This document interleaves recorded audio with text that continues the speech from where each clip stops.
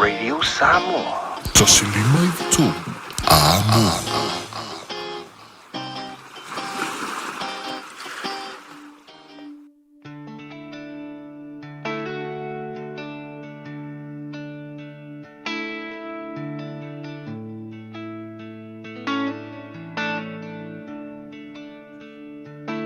Na e tausia ma le whaamauni e uyo lima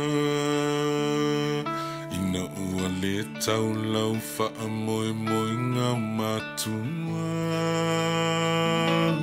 Whaao lau la i ta lau tama O te mi umalawa na o tā ua Whai ma whaamalu malunga a o tupu tupu a e itua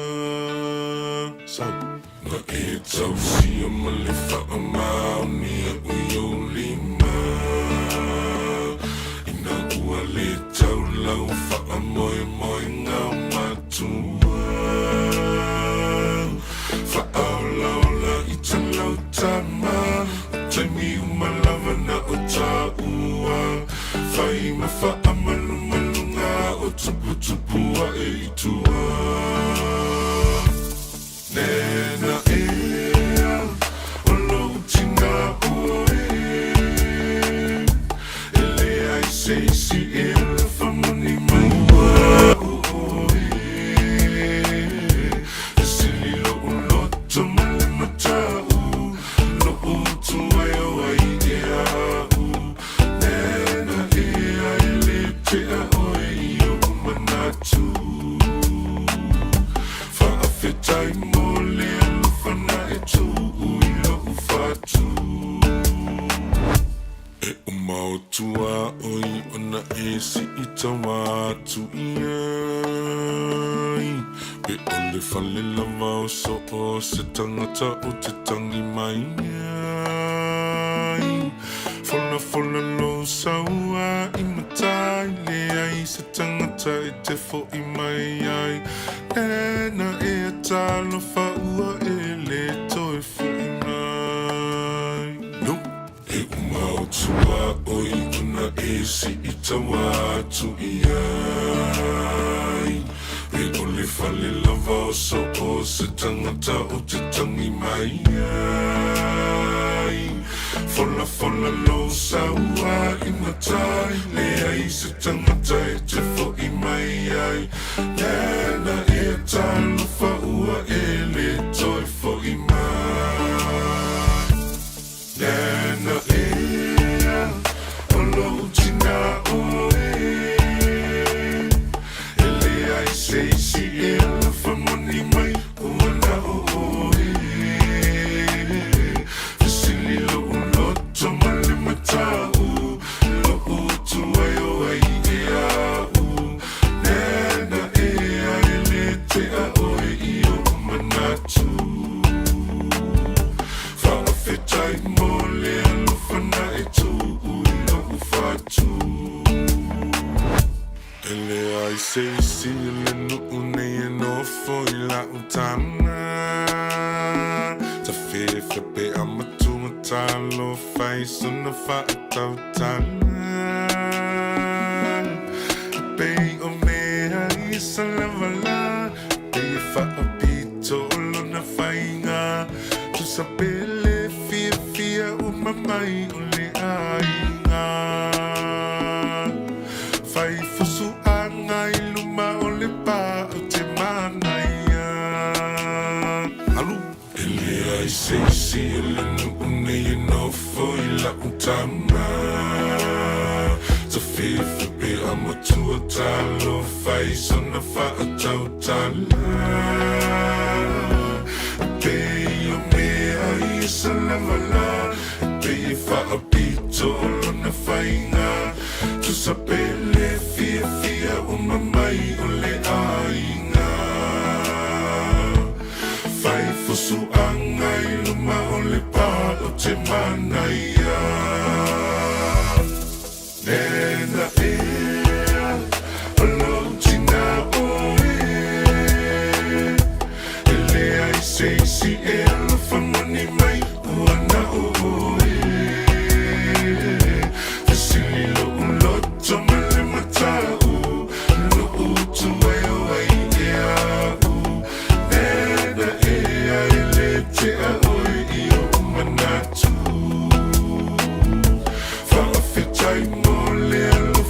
e tu ilo ufatu. Aua, fika nena. Aga foi kai mi fasi, o fasi mo ila va wenena. Kuri kamilo ma palalasi, mau mai unga o awenga. Fa pe o mangalo ai awako o ule amu le ai ukiri kau fa ali ku se nana fa pe a ngai ka alo. Ia ku ia mama ala sa war ku fa lava a ku I pe silo ai pe sa wai ku ma power. Oi le ai nai le nga ia fa mo fo ia ai lawa tintirin sulu dunga ko tintirin elisa sawa. O ai fo I o le mua nei E le tau mate peni pese mai fea A ia mala malama O lei ano foi le moana O lei a fai anga tau a sai le tai papa o le tua masanga E o lei a lava o le ngata I fale Eta ele lava ile taifana tautai ai lava sauma afe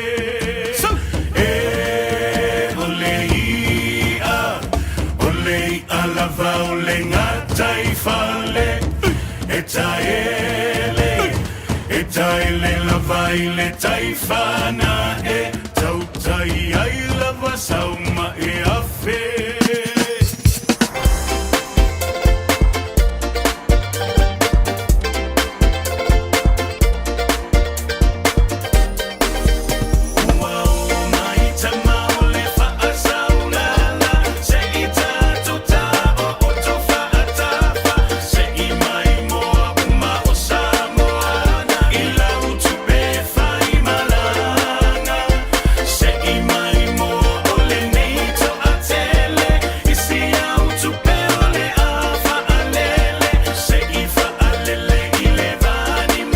Love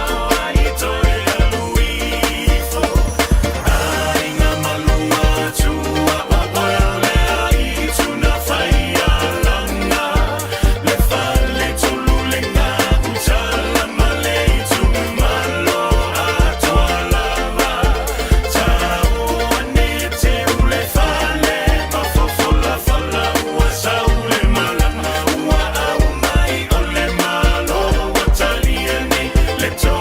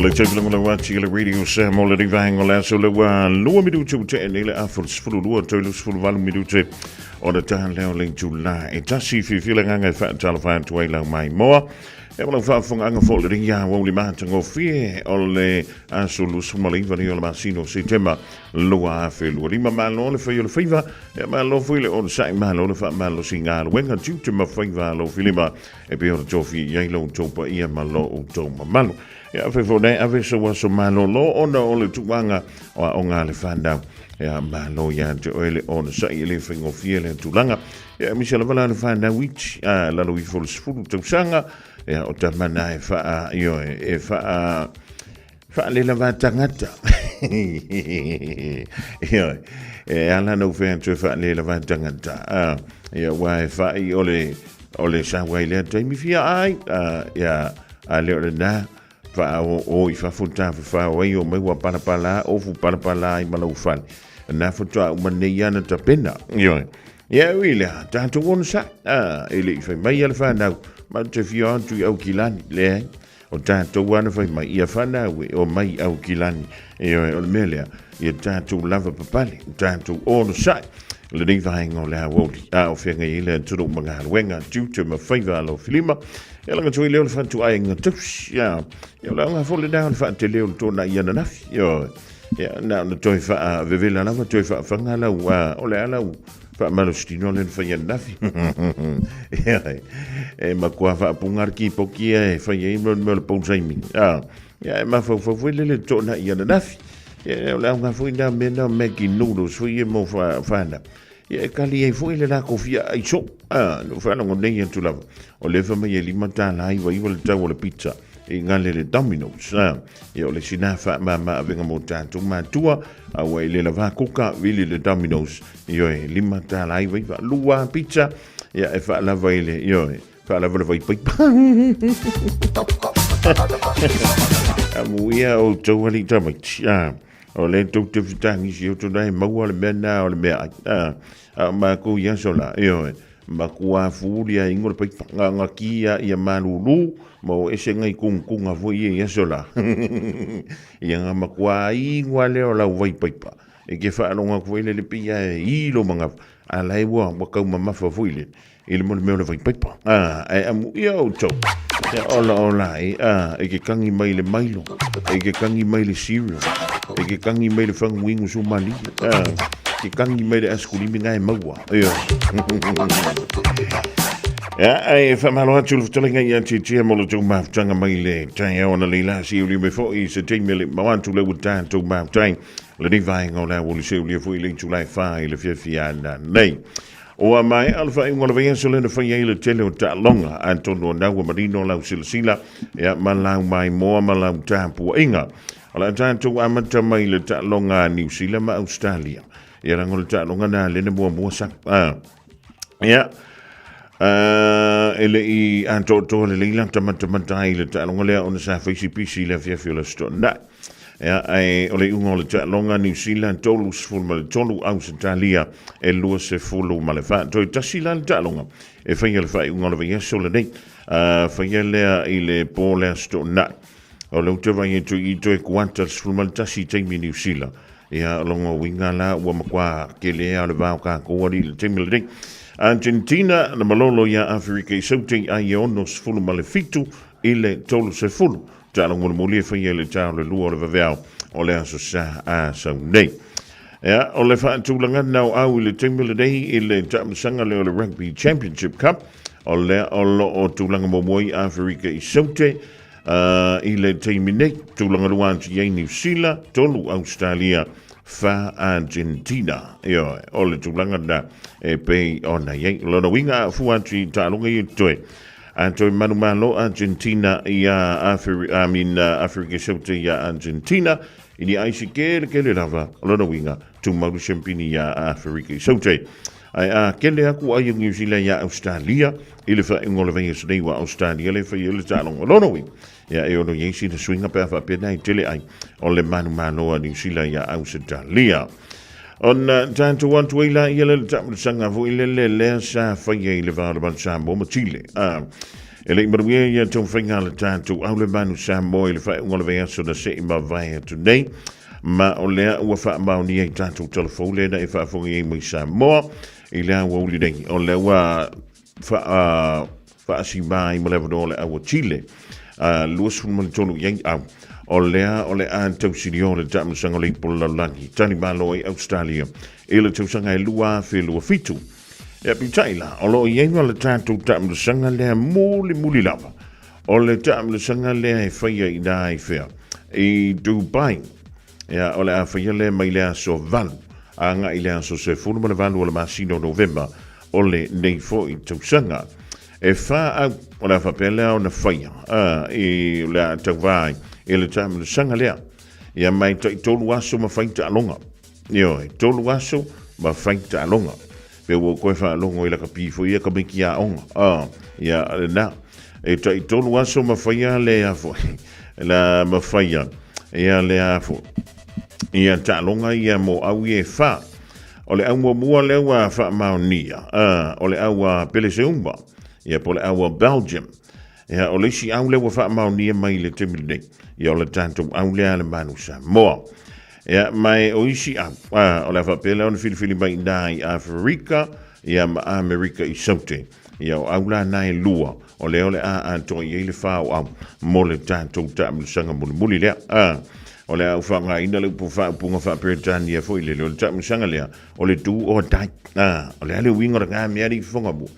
O lono winga. E le ko yeise si avano i tuantu. O le avano le i Dubai. Le paunu wha moe ngā tarsia i au onti yai.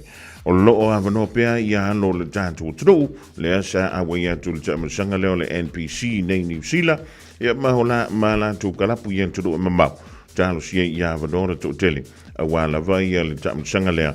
E pengi ona sauni e tiai i le masino November i nai Dubai. Ja, ona tātou wo o antuaila ia lea i le tālonga i le pō ana pō. E sa o i le whangonga tamaiti. E wa pia le whangonga tamaiti. Pus miau. O whea lau whanau. A wa merkana le pus. O lai tua le pola. E o e whangongota. E su e mai se ia. Langa e se le mea lenga whai le Broncos i le pō na pō. I le awa pus. O le mea lalea. I le o se kāma se la vea. I le whampe foi a so so le wha. Nga iele ma se longa lima. Wha mai se hatuai. I le tāpua inga le awa pus. Tangata ma ua tutu. Olo i mata ua le matu.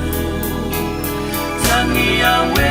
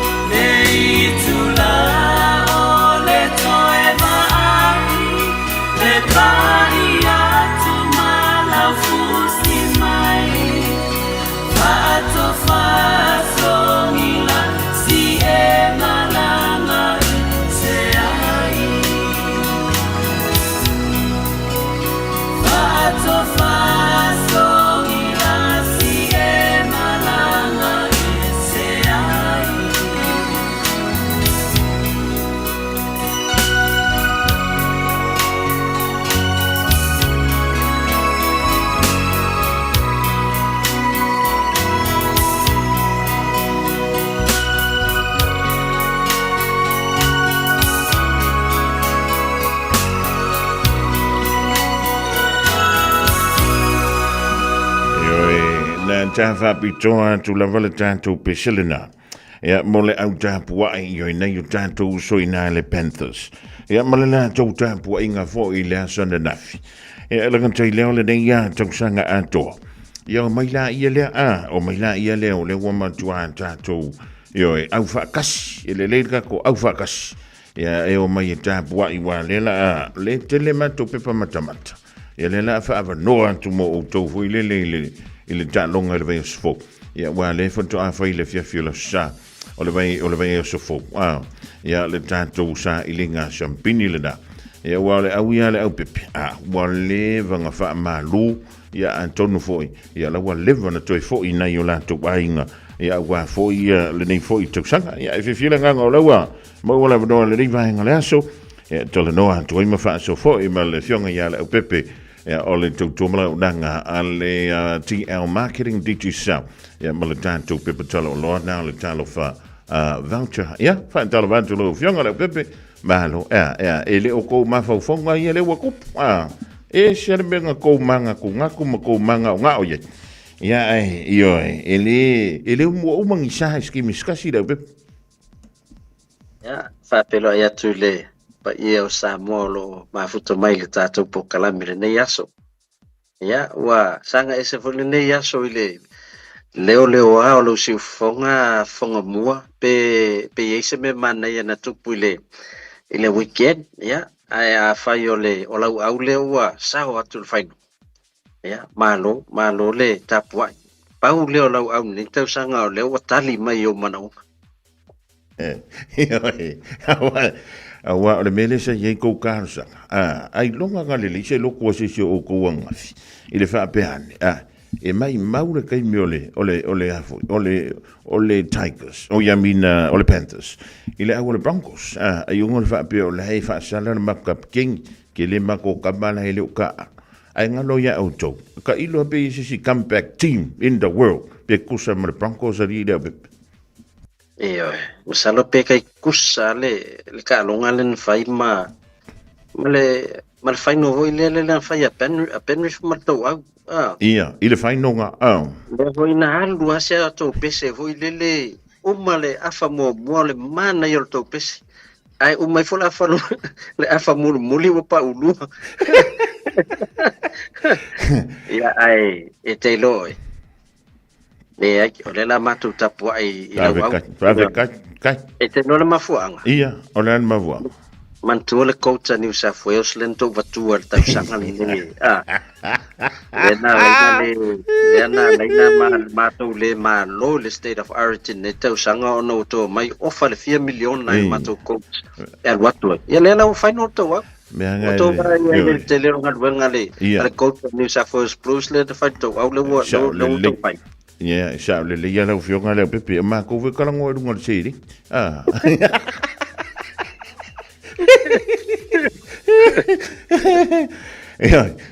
ole tulanga le da kusa ka a forcar e ko a farma ko makamak e ko kolula ma ko Broncos ai ko kasira ka mare e penta soli e ka i vola pepe o va ko male ma ke wa kala la inu mara wana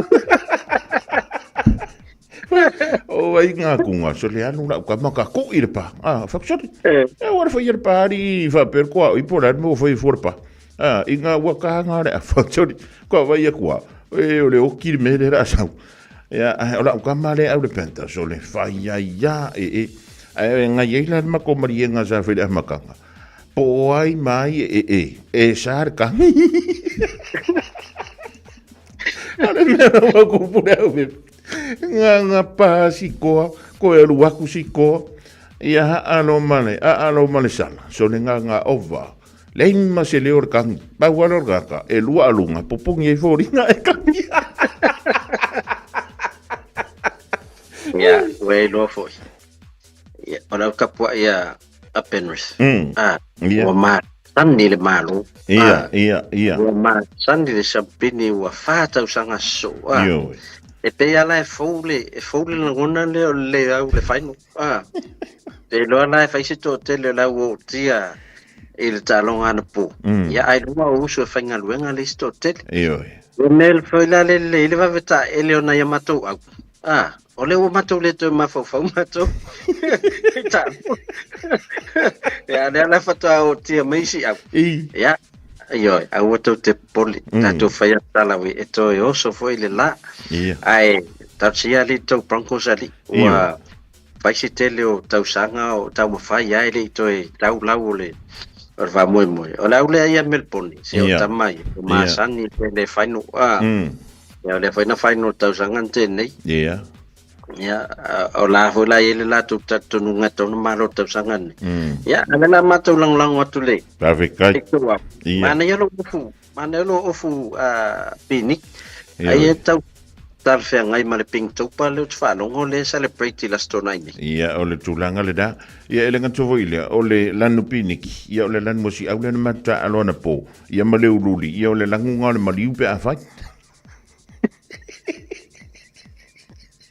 o le wa tata no for ping to pa ia e ele fa mo Pacific Family Health e faile lato sumpa malato savali inai King Street lele mau mayam puinui ia ila stona ila amatali valtaiau ia ne fia fa malostino la ia alu tato sa vali off watu so ofu pingiki mandai ia wale ping topa ia ole kam fai foi le fa la wiloa ia le tulanga ole awareness nei mai le ngol kanesa le te ta mo ta mai tai dela wa pai pa ngai la tato skopa mal tato Pacific Family Health o mai tato sa vali tato sumpa o maloa ia tato pa olo i tato sasetsiso tele ai si meta mafola mo ia ma sei tato whanongolongo fu i tūlanga o information o la whaso le aso ia mata ala ia mese lava ta mai tai ia tina mata ala i tūlanga fu i o meta una whai ina ia vave pick up ia ungol nei mai le angol kanisa mari le tele na mawele le to tele ia ma ole ala lona wingo te vai le route or safari ele europeo sa tuai lu molo fale ali fonga mu mana ia ole papakiu po le fonga vai le te mo mia le pepe ia le ai o te mana mia o sa u te tango e ulo lima ia monta sa vali la ia ina ia pala u lor tu langa le o mai le anga le io ia tau mai tau ye le ngase o tike ni lo fe lo ia te fa ngolo vai so tau ye se sui campea la wa ngale vai sa salapa ya tiken io ole o tiken le mela wai e inu le vai sita ya ai inu le vai sa salapa la fiaf pa mai la ma to se o te lo pete o tamo e tiken ole o savali fai la stona ia o lante o tamo man tuale o King Street ia papatoi lo wai el falma I fo le clinic le va ngale Pacific Family Health mari o te le ana ta to fo mai sa mo tau si mai sa mo lo yai mo le malu la tunu papatoi o nai fia su ese local doctor a pole family doctor ela talata ya auto le la ya ta to service ye pai ngo fia voina al watu e vai lo mai ya la mfena fa sa mo tal no fa sa mo ya fa parangi ro le time ia tamai ta ia le tani Jeremia pe o ia le taula mua i le clinic le Pacific Family Health lele ia ma lo fa tai o le menta wa o le fa fonga ma futa mai fo le sunga le ti akon ia wa na pauna o le ben le teilo e tala no mai fu ai te vai atu a foi lele wa kausi lo wala na mai tau mai me tau te tala no ati ai ave o nga ia le vai esi mo le vai sa salapa la mele ko lo mo le vai kamaringi le pepe ia pauale paual va nga muli le tatu te muso tupu ya te akon nei te tau sa ia la ngai ia finga cargo inga nga sawi de vai solente ni ia matala no ai foi le io va con le wa makan kau ia swinga foi le wanga nga karma firo inga mranga kare io il fale ma ile amakan ngor kau sangar ki io I miro mo le no lo wan toi fo I nei fo fun al paula orgak kusanga u fa ka fa me fa pe ma filo ai ko li diu mai tole wo sola Kua musua. Ke ua ilo e se silonga ngase. La sila fia le te akono. O e matua le malu te akono yawe, e te whai mai e te tausi. I tofia le kalesia, e matua le malu asto inga o tikeni yawe. Ia, ia whaina. O leo ua umana sawa watula na vai esi, mana na vai sasala. Whawhetai. E inu. A tonu a re rope te uto e latu e whelansiaki. Ia. Wa te le swinga. Ia. Ai o tatou ping topa le tatou savali le whaatino atu i le clinic le al Pacifica Family Health King Street i Papatoi. Ia. Ia, tā le iwa tatou whtauina. Ia si vai po hafu inisi mea man nei o le mauai fo i lea whamoimoi. Ia, ma tatou whaatino ai fo i ma tulanga o le soifo maloloina ma ia ne lope te omwhaina toi siake i matiken pe a whai o laumana o siake suka mal toto maulunga ina. A vi tumu i tangantalo no winga tatu atu la wale vana i tonu ele i talaina. Ia, e malo o le tatou filo a i le stona i le tau leiva. Ia, pe a pule alofo le tui lau tau soifua ia ma le mātou ola le pepe. A mai le tatou o nanga e pe o nei ai fo ia tatou wa maua le sua forka karenga mangu malo ali le sifuru ba fere pepe. O le wo so ta ia tu matou ofise Samoa, mo va ko mai ngo la vanga ia na manu malo. Ia me sei lo voi. Ia po se top up na la foto i fafo. Ia. Se leni na la foto e fa ngato ele click X mai New Zealand Australia. Le fa manuia ina tangata se fulu afe. Ia mai se tai lua afe se fulu awai. Se fulu tasi tangata e man malo, e tasi se fulu afe ma tai lua afe se fulu. Ia. Mau mai lor tamana, mau tinoa te falta pokalame fa ptole vai asune, e fa la wiloi. Se iloa ia na ia inga ia. O leo utu pel vanga le samu. Alanga foi le me mali e li leo pepe. E ki ngā o na ua maua se rengi Samoa. Ala foi la koe vili mai ia. Man kua forka ko fa moi foi lini. Ai li fa pe si kua ku. Le wal popole meka ko New Zealand. Wal pole meka ko Australia. Ia le la mako foi ia kua ngi fa koe foi leo pepe. Ya, pulangan na. Te loa ona tau pai lava e vave au mai ngoa ia ma fa lau I lor tatou ina ia vave loa po ila tau e au fa manu ina ta Lucia o au ia lo talo ia o sesi na manu malo atu mai tatou fa moe e pena il tatou tapa ple la foto ia mal tatou tupele le la foto fo nei a New Zealand Australia fa ngai le click X o nisi po kalame fo I multato community fa mulmule mua ia se mato e kalesia le St Mark's I Massey Road I Mangere East so ma le KFC fo mantona Massey Road na lua KFC ai ana dimas fulu mita le va o le KFC ma le KFC fa ia si tau tia te no mato pitonu ia o talane tonu ala KFC lumo le mutia na lumo le hall ia e fai ele matou maketi le asoto na I foi lono winga nan fia uma mai ar savali ping topa ia mai le na o le tele o lava se vai o la fata wena masalo le la alu matou tama voi le na lo sa watongi lo suta la e tango lo tampepa e au e lava le me e te nga fatia ia ma ave le tavani e wa le tele o lava o tamaiti ia o lava tangata matua ia o tatou ofu fo ia sa moleo to e whaungaina. Ia lawa umana to e tatale ia ma mai whatau ngofi. Ia atono la mo fo nei sele ni soani se mato e kalesia. Ola e foi matatou kuka. E fia ai lai se mushroom steak ma le leisa ila sto nai. So mai do mal tolu I vatolu Massey Road I the market at St Mark's Presbyterian. Mau e foi tatou pork chop sapasui. Ia ola mau foi mal tatou chicken pasta. Ia manisi lava fai foi mal sausage sizzle. Ia talo toi a inga mau ia o mai se soani se matou e kalesia le matou marketi la. Ia e le mafaina e pasi atu I lunga Massey Road te tele o loa wa le la matou atu tu fale ia ma sign te tele. Ua talange o KFC. ia na ia o mai tātou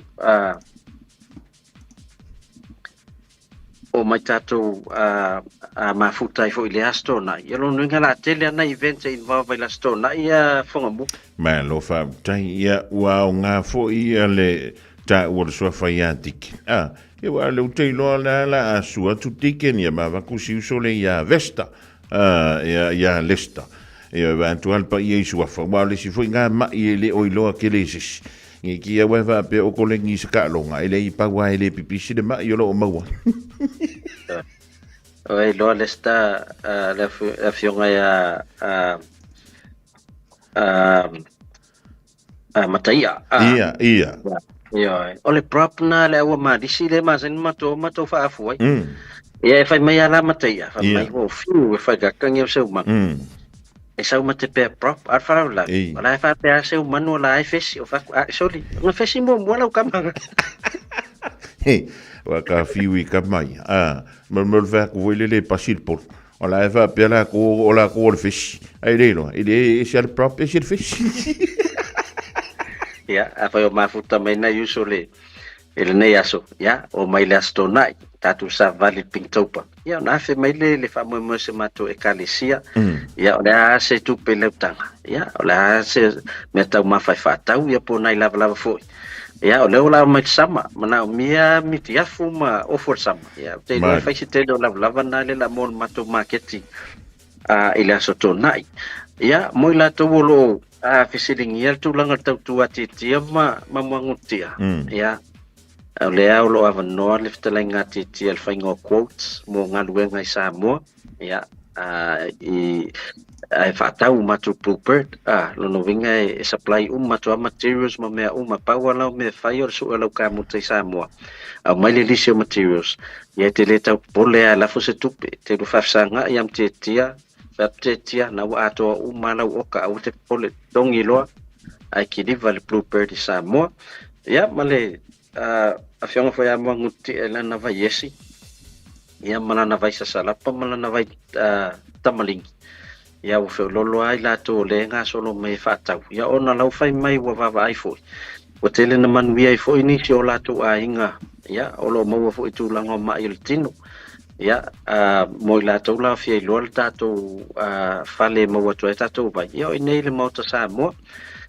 tu tonu me le SSAP o lo ye manguti ya ma ofisa ya o lo faiona fa tato tato vaina mo la to lo na mia fonga mo Ma lo fa tai ne te we se si vanga ta wa o na wa fa so polia o polo mo sa va la foi po fa lo lo fa ngai nai le tanto talo fa va chale tongi so se tu la langia piki fa ta wi fa lo I Samoa sa lei me se le sa unia tu lo tamiti ya mantua oe ya wa oe esena la fol tu pesale longa to la fol tu pe mo ya ona ye uma fa lo nai e fa lo mo e fa lo sale longa ya fa la fo ele voucher ai fa fa ta uta pena lo tamiti ai pe o falita wala ta mai sisi ke ya fo mo awa ele ngata wa pia vai telem sale longa ala fo le voucher ina e o tua fa ato fa ta lo tamiti maua ya tu langa o te unga se o lava o se vai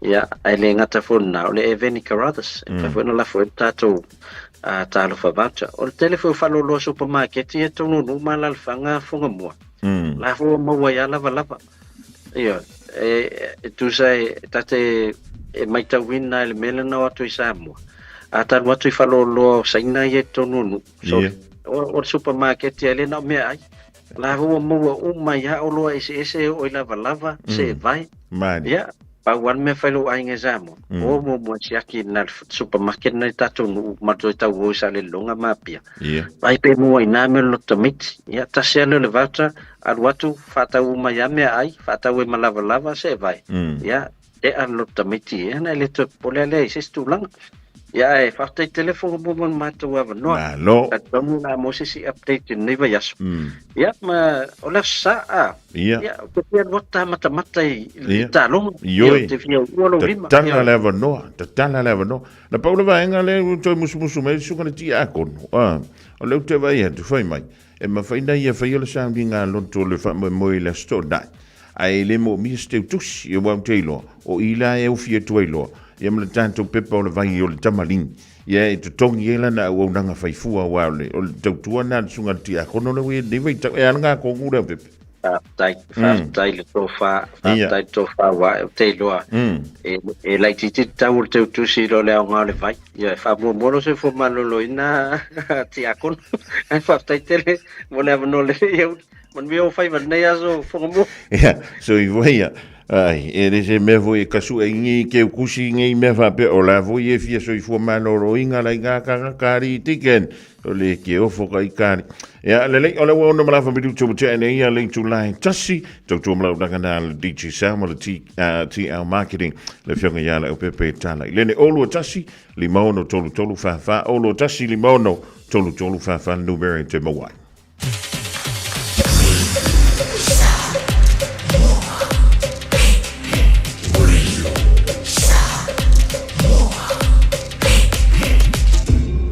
Moi votu. Amo. Whaauta, o le whanau, o le tofi lea mai lea lii. Ue ua whanau mai, o le taui lea mai a te ia. Ua la tamai lea so whapitoa mo le whanau. Ua amata foi ona ta pena matua ma pese. Tamaiti, whaisa o ofu au lelei ma po e mai se video o lau tau loto ma lau pese. O le loto a tamaiti.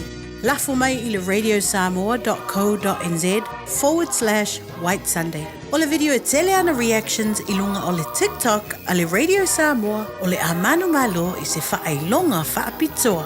Ua lava ale tau loto ma le pese. Ia awane I ova atu ma le 3 minute. Tapunia video I le aso iwo o kitopa. Tapunia palota I le aso se fulu o kitopa. I le se fulu I le tae au. Afo le se fulu lua o le a whai ai le launga atongi.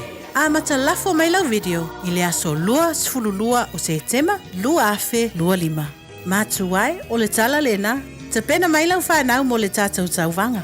A wā le lātou aso fia. Mo nisi whamtalanga, whafsota I mai le ofisa le Radio Samoa, lua ono lua, tasi lima iwa tolu. Ia mania o tau mātua, whapea au auna e tua, ai rola mātou e whanau saifua.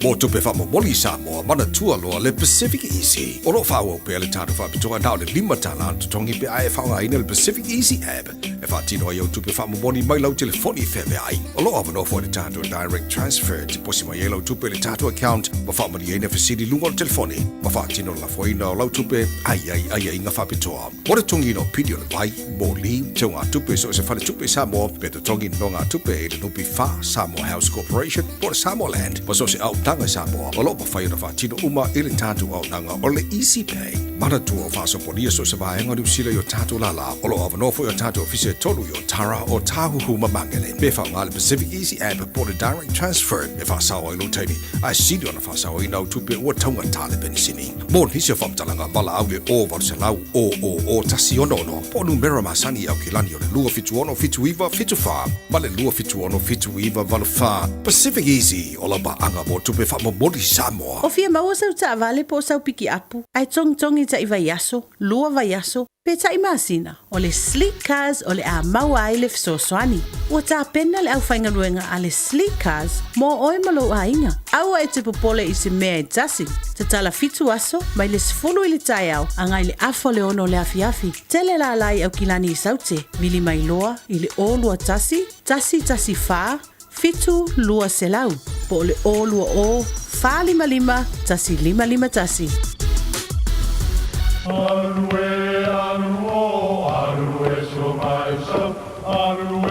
O Samoa o le atunu ua mai au na tofi. O le la au ua mai au ngā tātulanga e le to e tau au whangaina. O le vai fo I ua malili ua mai au na saiki. A o lau polo kalame o le vau filifili. Ua na o se toi wha manatu. Ua na o se toi whangu ia ua nganuu Samoa. Mau upu ta oto, mau upu tu. E ala lea I ala ngā upu ma muanga ngana, ma le vau ngana. A wane I emisia le tātou polo kalame. Iafi o aso lua ta itasi le itu la e valu I lunga o le Radio Samoa. Ia manu ia tele, lau mai muanga, ma lau whaasaunga Samoa. Tasi lima I vatolu amo. Radio Samoa.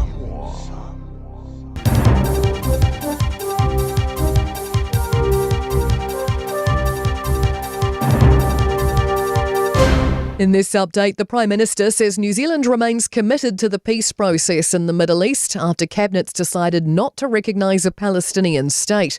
Chris Luxon says we can't acknowledge a state whose de facto government is the designated terror group Hamas. He says New Zealand is a friend to Israelis and Palestinians and hopes for peace. For that to happen, both parties need to stop being so intransigent and actually come to the table. 6 people have been injured in a crash involving 2 vehicles near Turangi. It's blocked State Highway 1 in both directions at the Tauranga Taupo Bridge between Hiuhiu Parade and Hingapore Road. Tributes to Nelson Police Officer Lynn Fleming this Police Remembrance Day, with her name added to the roll of those killed in the line of duty. A private service is being held at the local station, attended by Commissioner Richard Chambers and Minister Mark Mitchell. Deputy Commissioner Jill Rogers, Associate Minister Casey Costello, and hundreds more are at a service at the Porirua Police College. Costello spoke of police links. A family with strong connections and lifelong bonds. Those connections mean that the loss is felt by all of us. Wanaka's Takahe mission is using innovative technology to monitor Indo-Pacific waters from space. It's one of 3 Trans-Tasman space projects getting up to $5.3 million of government funding from New Zealand and Australia towards protecting our maritime region. Project lead Delwyn Moller says this aims to fill an observational gap in our vast surrounding oceans. When there's something going on of interest, and it might be your drug-laden boats, for example, how do you actually detect them in the first place? We've come up with an innovative approach to advanced technology. The kariaria has snatched the crown for Bird of the Year, a win against 72 other native birds. The New Zealand falcon is considered to be in serious trouble, now numbering only 8,000.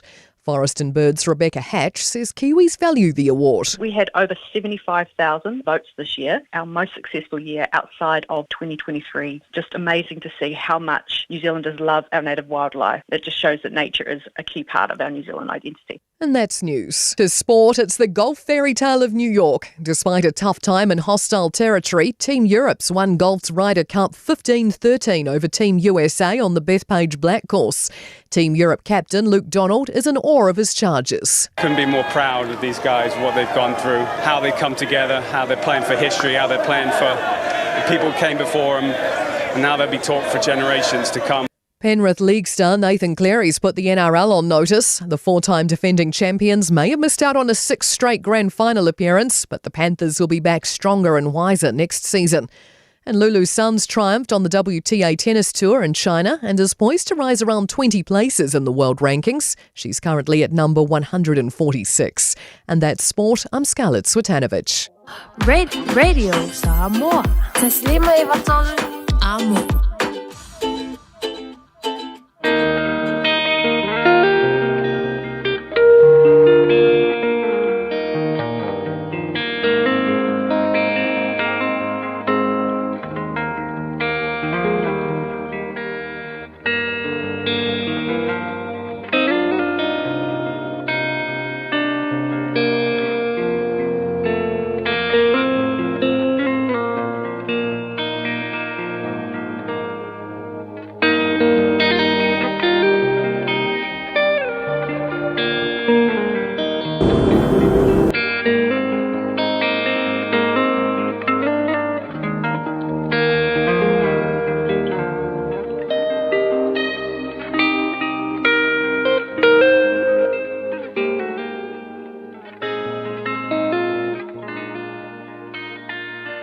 Lui tau, mō le aso.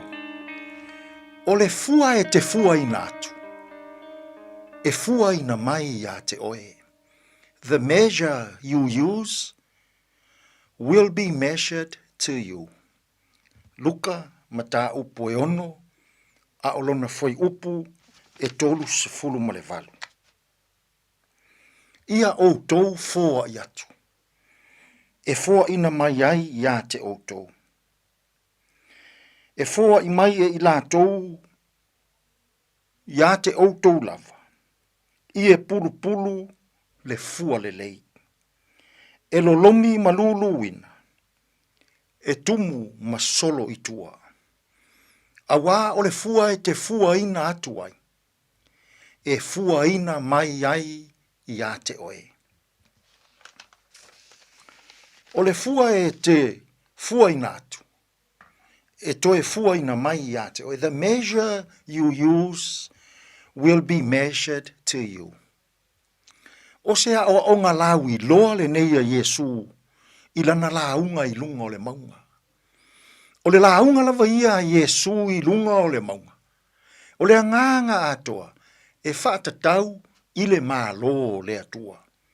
Ma momoli mai ai e Yesu le tele o ana o onga. E whaatatau i le hitu a inga o langa mo o mia. E tatau o na olai le tangata ua totonu o le mālo o le atua. O le fua e te fua ina atu. E fua ina mai ia te oe. O lona winga, a e alofa atu. E alofa ina mai oe. A e whaamangalo atu. E whaamangalo ina mai foi oe. A e anga le lei atu. E anga le lei mai foi tangata ia te oe. O leo langa mo o mia lea. E mana o Yesu. Tātou te ola ai. E le ngata i to tonu o le malo. To tonu o le e kālesia. Whaapea to tonu o tātou ainga. Ai a e ola whaamau alunga. E whaamau alunga mai fo i tangata i a te oe. A e ola taui masui. E taui masui mai fo i tangata i a te oe. A e ola tau whaaleanga. E tau whaaleanga mai fo i tangata i a te oe. Samoai, o leo langa mo o mia le nā, e mana o Yesu, tātou te ola ai.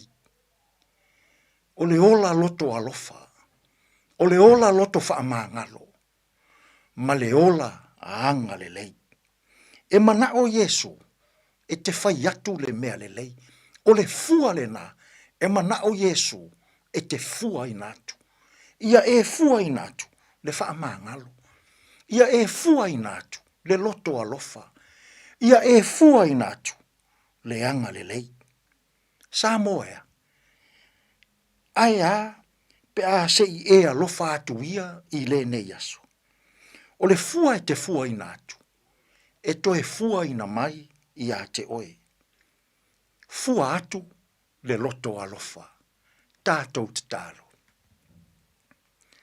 Le atu ai. Whawhetai o le fua mātou te fua inatu. E to e fua ina mai i lo mātou ola. A o mātou alolofa. E alolofa mai foi. A o mātou loto whaamangalo. E whaamangalo mai foi. Tātou ia malau o fio i lene yaso. I fe au mangaruenga. E tonu malele iai mea umma. Lou lava suafa Yesu ua mātou te talo atua i nei. Amen. Mama,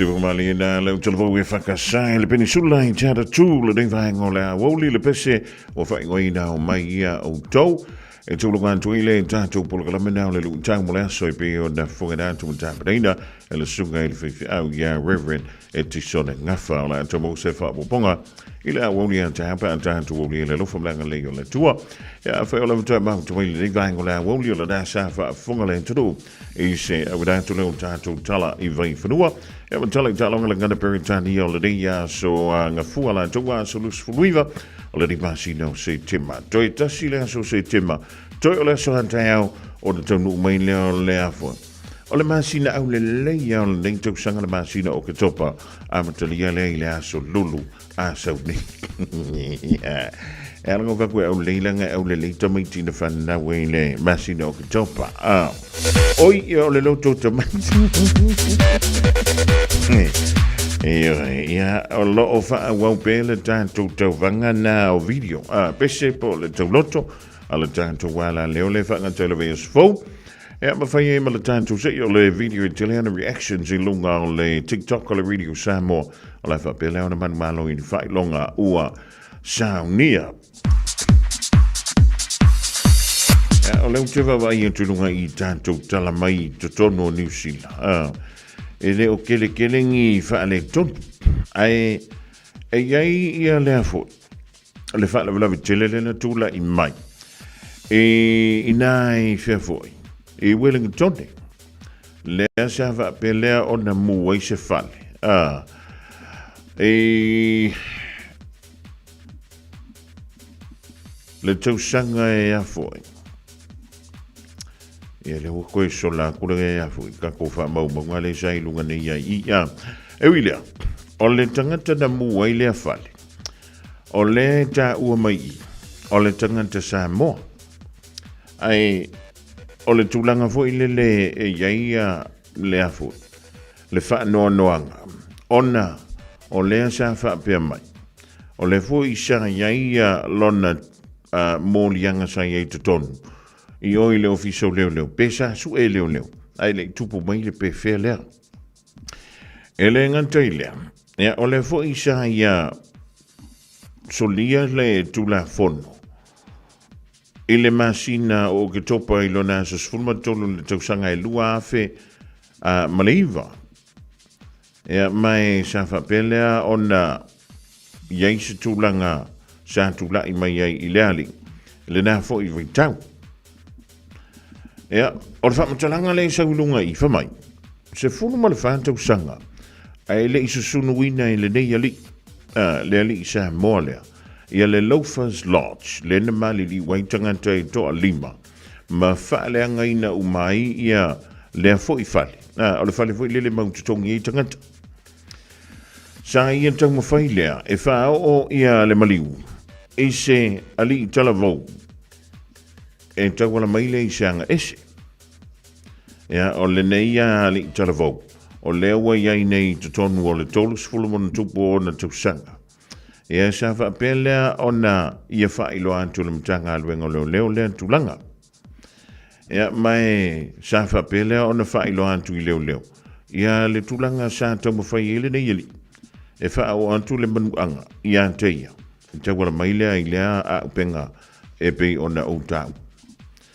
Ia ai ta ilo ia ia o le tulanga fu ile le silsila ia ia le fam sinong e pe ona ngani e tuele lo ia le nei ia e ia le fa le tono le mafufa ai ava pe o so ona ia fa ia nei ele ai la tangona fa ia se fu fuanga ia mai o le mele o tup wo uma fa ilo na fam sinonga mala wailo nei unga o le o fa maunia ona molianga o le tulanga la le fa tali ia tanto ia o le taimi la wailona iunga po le ali tu inga fa salanga o le fa pele ona fa salai nai ia le nei ali sa mo fa mi selanga ngole tua ia inga fa vau o ilanto ie to lima ia na mau mai o lanto soifua inga yo inga fo ia le nei alo le tanto tu ia mai antato mai tau stanga tai ini ona mana onga fo ile le teilo le ia se tanga tai mai data awe te fa fitawia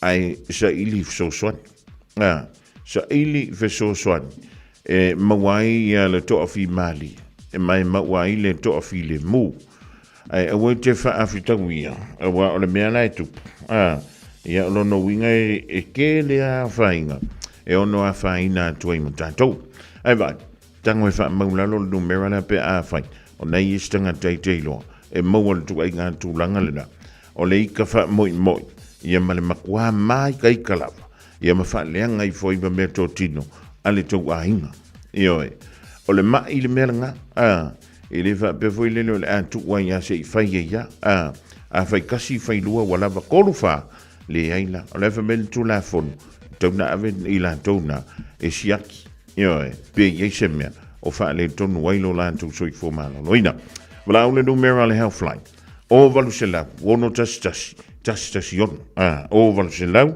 ono tasi ono wha amtala i ele tūlanga ia e peona ia winga o le datanga tono le tau ainga o le wa lusfulu valu mala fa bidu tau te ene ia le tūlanga tasi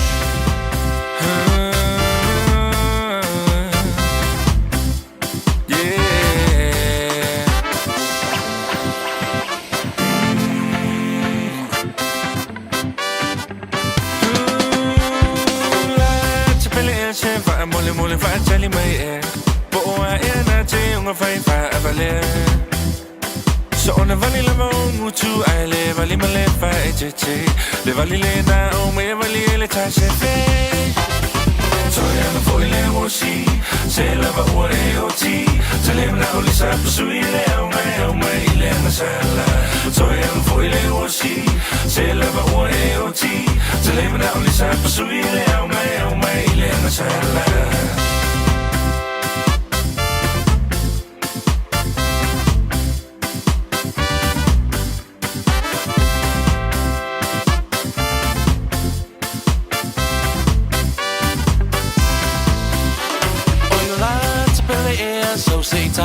so ina o si o nei tu si e vala au ina ua tumolo atoi nei mo si va rock and roll ai wanga lo ya o le papio samo ai o mo ni o si va o le malama so oi nu ui tu ma la fanga I want my way to a safe face so fa me talanga pe wai fia si fo i lava o le cha si se la va ore o ti se le na o sa su ile o mai le na sala so e foi le o si se la va ore o ti se le na o sa su ile o mai le na sala na na na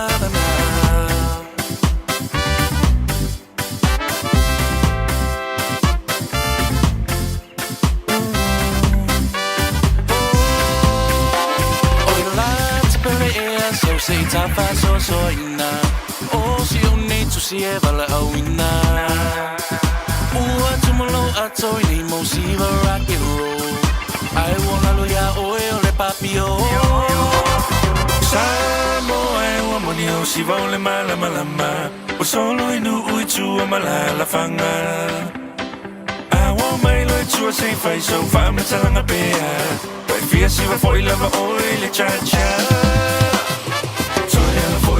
si se la va ore o ti se le na o le sa su ile o mai le na sala so e foi le o si se la va ore o ti se le na o le sa su ile o mai le na sala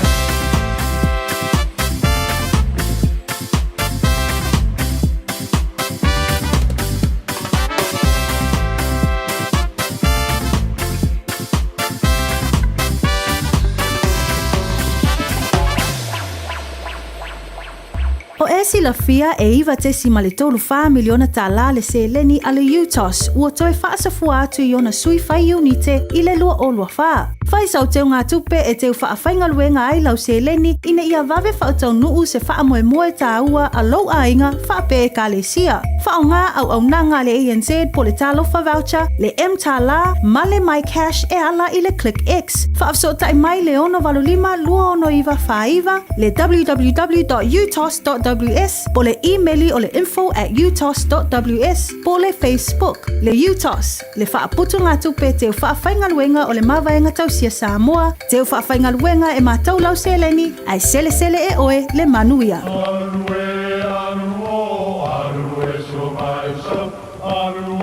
O Samoa o le atunu ua mai au na tofi. O le la au ua mai au ngā tātulanga e le to e tau au whangaina. O le vai fo i ua malili ua mai au na saiki. A o lau polo kalame o le vau filifili. Ua na o se toi wha manatu. Ua na o se toi whangu whangu ia ua nganuu Samoa. Mau upu ta oto, mau upu tu. E ala lea i ala ngā upu ma muanga ngana, ma le vau ngana. A wane i emisia le tātou polo kalame. Iafi afi o aso lua taitasi le itu la e valu i lunga o le Radio Samoa. Ia manu ia tele, lau mai muanga, ma lau whaasausaunga Samoa.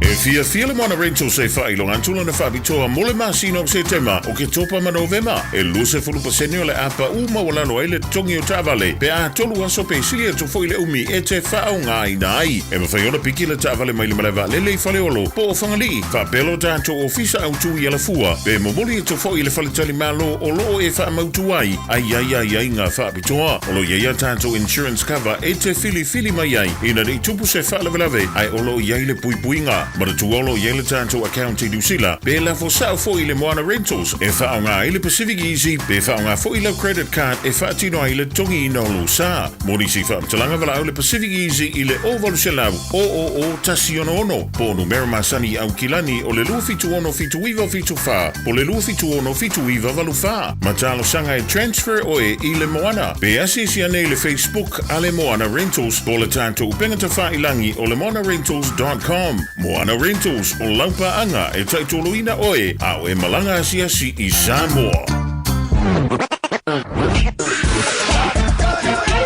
Malo soifua o le siafufonga Samoa, Radio Samoa, tasilima i vatolu a mo. Se kia Radio Samoa. Bread of life sent down from glory. Many things you were on earth, a holy king, a carpenter, but you are the living word. Say it now. Come on.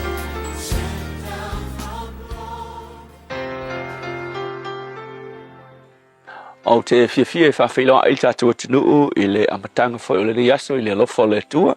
Ia il tātou pol kalambe masani le nei o le areto le ola mo oe i le nei yaso. O le tusi o ane ono al fe upe luas furuona i le whetalainga Iesu na whaile motu tangata e whapea. Ua tali atu Iesu ia te ilatou e moni o te whai atu ia te outou e le isa ili mai outou ia te au. Ona na outou wa ai mai i whaailonga. Ai peita ina outou a ai i areto ma outou ma o ona ai. A ole upu mo o le aso le nei o le fesili e whapea o le ale mafuanga o lo mulimuli i a Iesu. Ki lo Samoa umalava o le atunu kerisiano ma o tangata Samoa umafoi. E fia mulimuli umalava tangata i a Iesu. A le fesili le mo o le aso le nei. A ole ale mafuanga le na e te fia mulimuli i a Iesu. O e mulimuli i a Iesu ona o lo alofa i a Iesu ma lo talitonuina o Iesu o le whaaola ma le alii o lo wolanga na maliu mo a wunga sala. Pe o e mulimuli i a Iesu ona pauale mena te mana o iai o whaamanu ianga e te maua i a Iesu.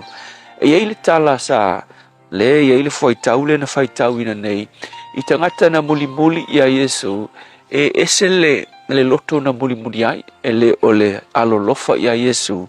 Ia ai o le mea fuile o le manao i mana onga o le tino wa o le tala le fai mai o le fatoa uma lava na fai Iesu vavenga fo ile na fai i le vao lena ia fafanga ina ile motu tangata to tele pe ama le lima afe o tani le faitauina fafine matamaitina iai nga fafanga ia Iesu ma ai fua ile motu tangata ile vavenga na fai o ia lua ia ma areto lima le ana tango Iesu wa fai ile vavenga ia ona fafanga ile o le motu tangata fai mai ua totoe ia ato mea ai se fululua wa ai tangata wa maona ile tele o mea ai ga maua ile aso le la fai mai tala wa ai le wali ia ile vao le si aso matangata na ia wo ola le si aso wo koe ofo wo ia Iesu wo fia ai le la fai mai e aku ia Yesu Yesu wo le ai Yesu le pito le ole nu wo le si pito le vai fo leo a kalila ia i oi Kapanaumi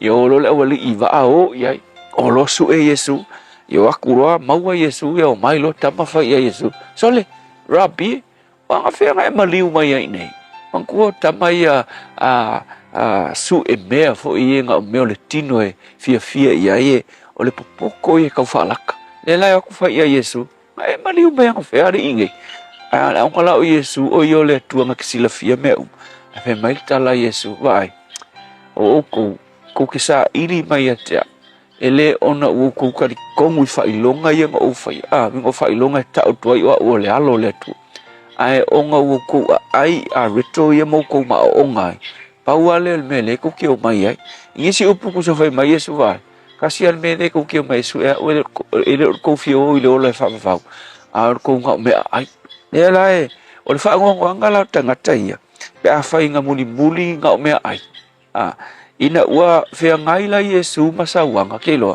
ai longa isi so la ko ngakoi wa te va ai le tala fe mai le aso le na sawa ina Yesu mapu Yesu fa sala Yesu fa sa tauro Yesu ele mangi singa lo fa Yesu nga unta mai tangata nga onga so ia ma tina mai si tina sai ai mai Yohane le so pele na lo fa ia Yesu a ole motu umatangata na ala langa ila to fe mai fa sa tauro ia te ke longa ala langa i melaudi nga me ai fa sa tauro ia te a wa fa la o fa ngongal nei a fa i paua le me ke muli ia Yesu ma e alu se loko e mauaingi kanga laisa po ki kanga suka ma mauaisa o mea nga o mea le tino e ke mauai ke lola a o i le teime fea ngai ai o e mawhaingata le o langa le nei mai vai kupi o kali mai Yesu e unga e kula fo inga Yesu peila o tangata ia o tu inga kerisiano langa e tau o kerisiano fo ia tau ngofi they are so cheap tau ngofi tele cheap Christian ia o le la mo o le aso nei a wa e fo isi lot fa longo fo e fo isi lot tu ia ia fai mai a fa peke alu fongo kalo va veo o mawala sfuta la mawala ni makala fa pe ang kele fo en kupel matou ia o manga ia fo fa mai la o le kumu fongo kalo mai e la ku fongo kalo ia o mawala la kupe ke lo ai longa se fainga nga se me fa la taita ngata inga io ia Yesu wa le me le atu nga o me le kingo le amana na o itangata ia ai le fa lango ia Yesu molo la ku wola fa vavau ma ve Yesu ma li e pule e o la tu wolanga e le talanga ila lo fa upe fitu wa fa markala Yesu a faitu te ngalulue i mea ai e pala mai aua tu te ngalulue i mea ai e pala a o mea ai e tu mau i le ola e fa vavau fo ina atu e le atalii o le tangata i ate autou lea le upu mo o i le aso lengei ko si aki le menga ke muli ai po o kupe po o fa manuianga pe nga o mea ai misi ai le ave o Yesu ma fa ola ma li lo langa e te mau ai le ola e fa vavau le tua fa fitaia o ina i matou ina i sa o le motive matou te muli ai i te oe lo matou li fa fitaia Yesu amen.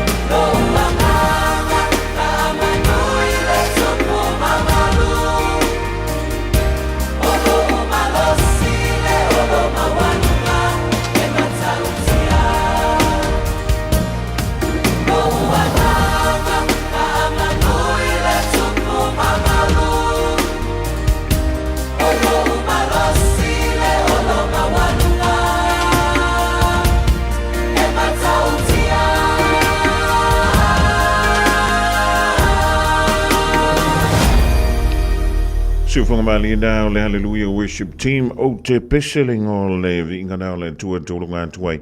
E ale polo kalambe na o le ari tole o le mole an tole ngang whaafitai.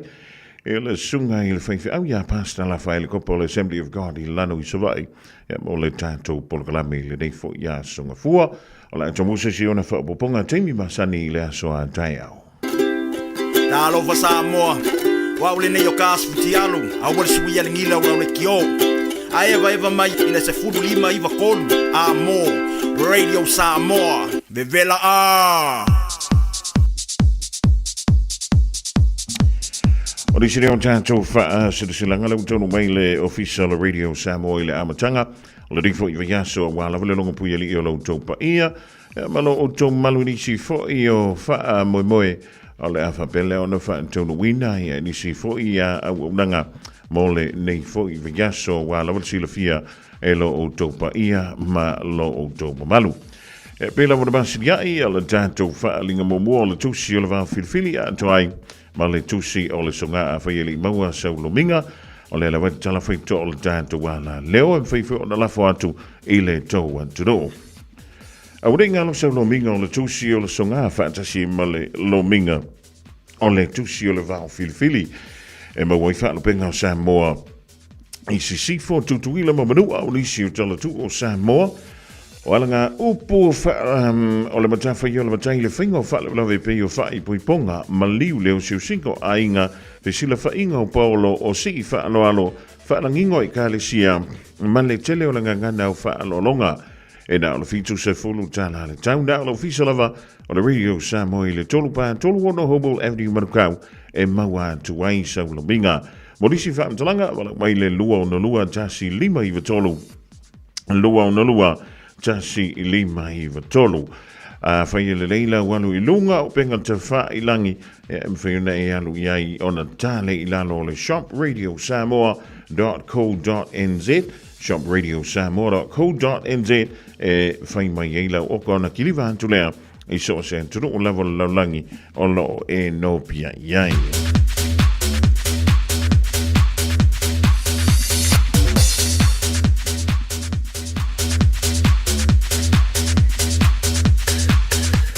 O le whaatilanga mo i lato uma e tupunga mai a talataina nofo maui mai tua tu inga mala talatainga e matawhanga i ulutongi a le panta o loo alala i Samoa, Amerika Samoa, ma so se tafa o le kolope. O le awhai le tātou taladoanga lona lua i le nofanga o le Church Unlimited Cafe i le tolu pa lima Teata 2 Road West Auckland i le aso lus fumaliva o November lua whelua lima i le i tūlai se fulurua i le awauli. Ma tau te wala awantu i le awa ma le whaalano i le paia e ma le mamalu i o tau tūlanga whaalupe. A whiwhio mai matala au mai o lole awai mai o le ale whaatali ai fuafuanga a le tātu ainga poto poto. E mo nisi whaamatalanga ma nisi Vasilio lo e nofa moe whaafsota i fōa tātu numera ia i tono New Zealand ma au se talia. I New Zealand nei o le numero telefoni o le o lua fitu whalua o tasi lima lua ono. O lua fitu whalua o tasi lima lua ono. Ai whai o nei te lala i Australia o le o wha tolu lua valuiva iwa lua iwa fitu. O wha tolu lua valuiva iwa lua iwa fitu. Whaaptailo senia e talataina valusia talataina le ala i salanoa William Palmer tu inga malawa alotu talataina maifo po ono sai Palmer.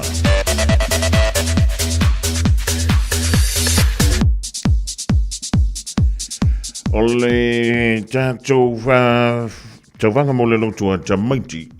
Wala tamile aso whaamtua mo le whanau wa matafui na tapena matua mapese. Tamaiti po e mai se video lau tau loto malau pese o le lotua Tamaiti o na lafo mai le radiosamoa.co.nz/White Sunday. O le video tele ana reaction si lunga o le TikTok. O le amo se whailonga wa lava le tau loto malepese awani o vantu mo le tolu minu tele umi e tapuria tātou videos i le aso iwa o ke topa tapuria palo tai le aso se fulu o ke topa il se fulu tai o na whaia i leo le launga tongi i le afol se fulu lua i le awauli. Morisi whamtalanga walau mai le tātou fisa i le numera sani o le lua o na lua tasi lima iwa tolu lua o na lua tasi lima iwa tolu whapitai.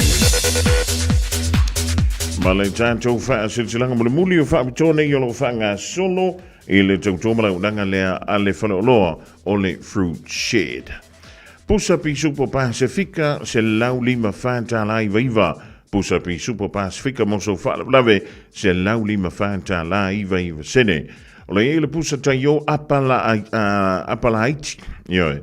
Apala haiti o le pusa tayo e whaiva ta la iva sene. Whaiva ta la iva sene. Tātou e fia le papakiu. Ea ola o maua tātou pusa muli pipi e ono valu tā la iwa sene, ono valu tā la iwa sene le pusa pipi. E mara pusa e leni o le tu aingo le Ocean Best e maua i le tolu ono tā la iwa sene, tolu ono tā la iwa sene. Sua niloa i dai le whaloloa le Fruit Shed e tonu o le taulanga whaatau i mangele e telemale ano noa i whaamtomo le neifai tau wa ai te wa misi lau a wanoa e te hanga i ane whai e sau whaatonga i nai le whanoloa o le Fruit Shed i le taulanga whaatau i mangele. O le sinau tātou salalonga Ya o lewa tonu mai le tutu la unanga nei le radio Samoa Tasilima iva tonu a moina o se anto le tatu taimi ia toi fitu minute ona tale o le tula e lua. 24 hours a day, 7 days a week. Radio Samoa streaming live on www.radiosamoa.co.nz.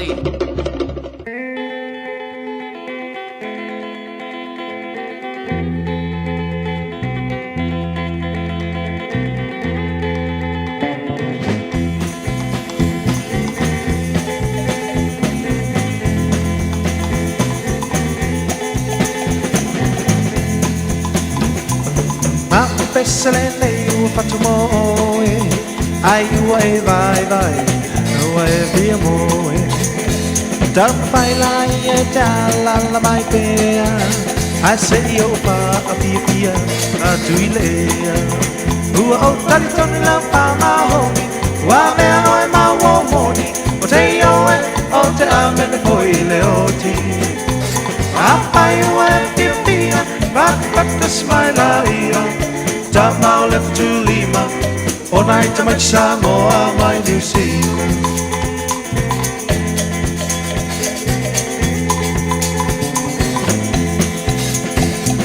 Naya Fatima Eserava, Teleoina, Yama Motangata, Apaina Uepia Malamalapa, Silia Dea, to my Oleana.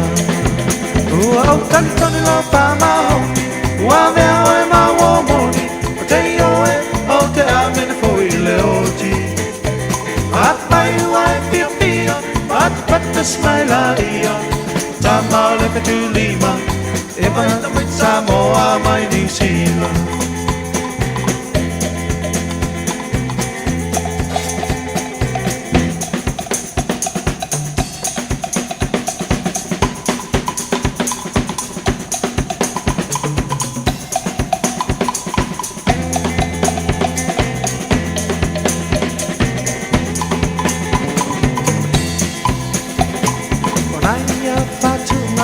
Selava, Teleoina, Elma Motanata, Apaina, Waepia, Malamalama, Basilia Bea, to my Olena, who of Talitoni love Pama Honi, while there am I Womoni, they owe on the Amin Boy Leoti. Apai Waepia, but the smile, Tambao left to Lima. All night to my Samoa, my New Zealand.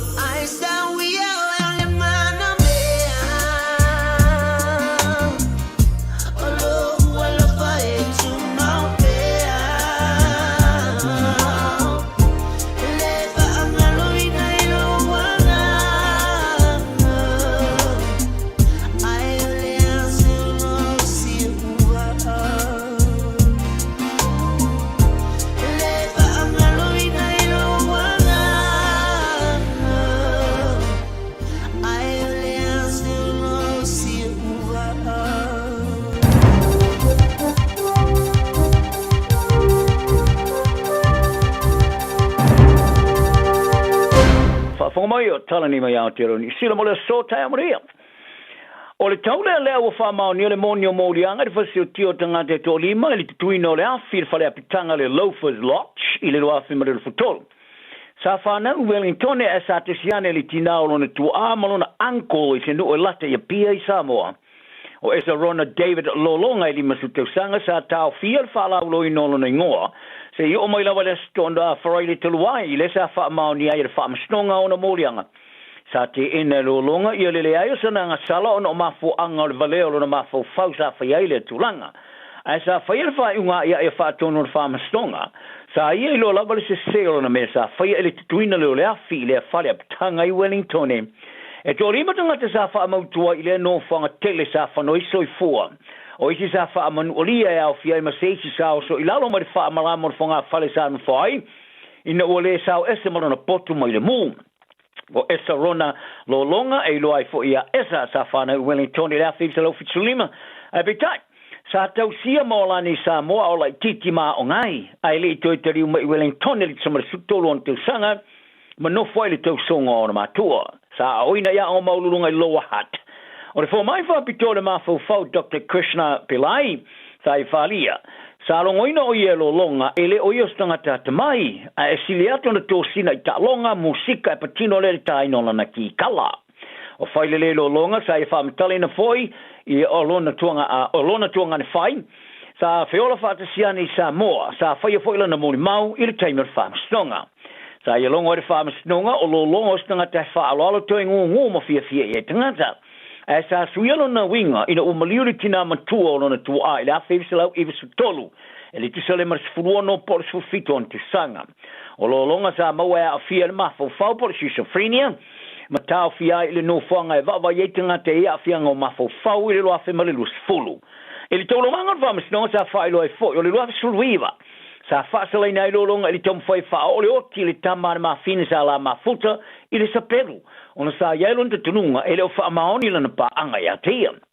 Sa whaalonga fo i whamastonga i le whai le tala anga o tonga whitinga wha fuma i o Lolonga i siria male lusu tau sanga e au fia i mare wha iwa na tau fia whalemai. Ia le tamai nei, sa sola ese ai mare whalemai e o kilani silia mare tolua sa mulimuliane no fomo sunu le whale apitanga tere Wellington ma whanoi so i fue lima.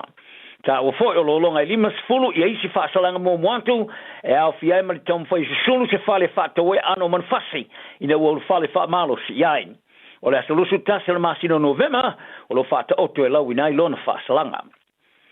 O se tangata Palestina kala estete o le te li tonu le whai unga ne maloni sila e le amane e ina se estete o tangata Palestina mo i whali ai o ni sila e elon tala anga li lei i le tula i le mo le whaamasino tonu.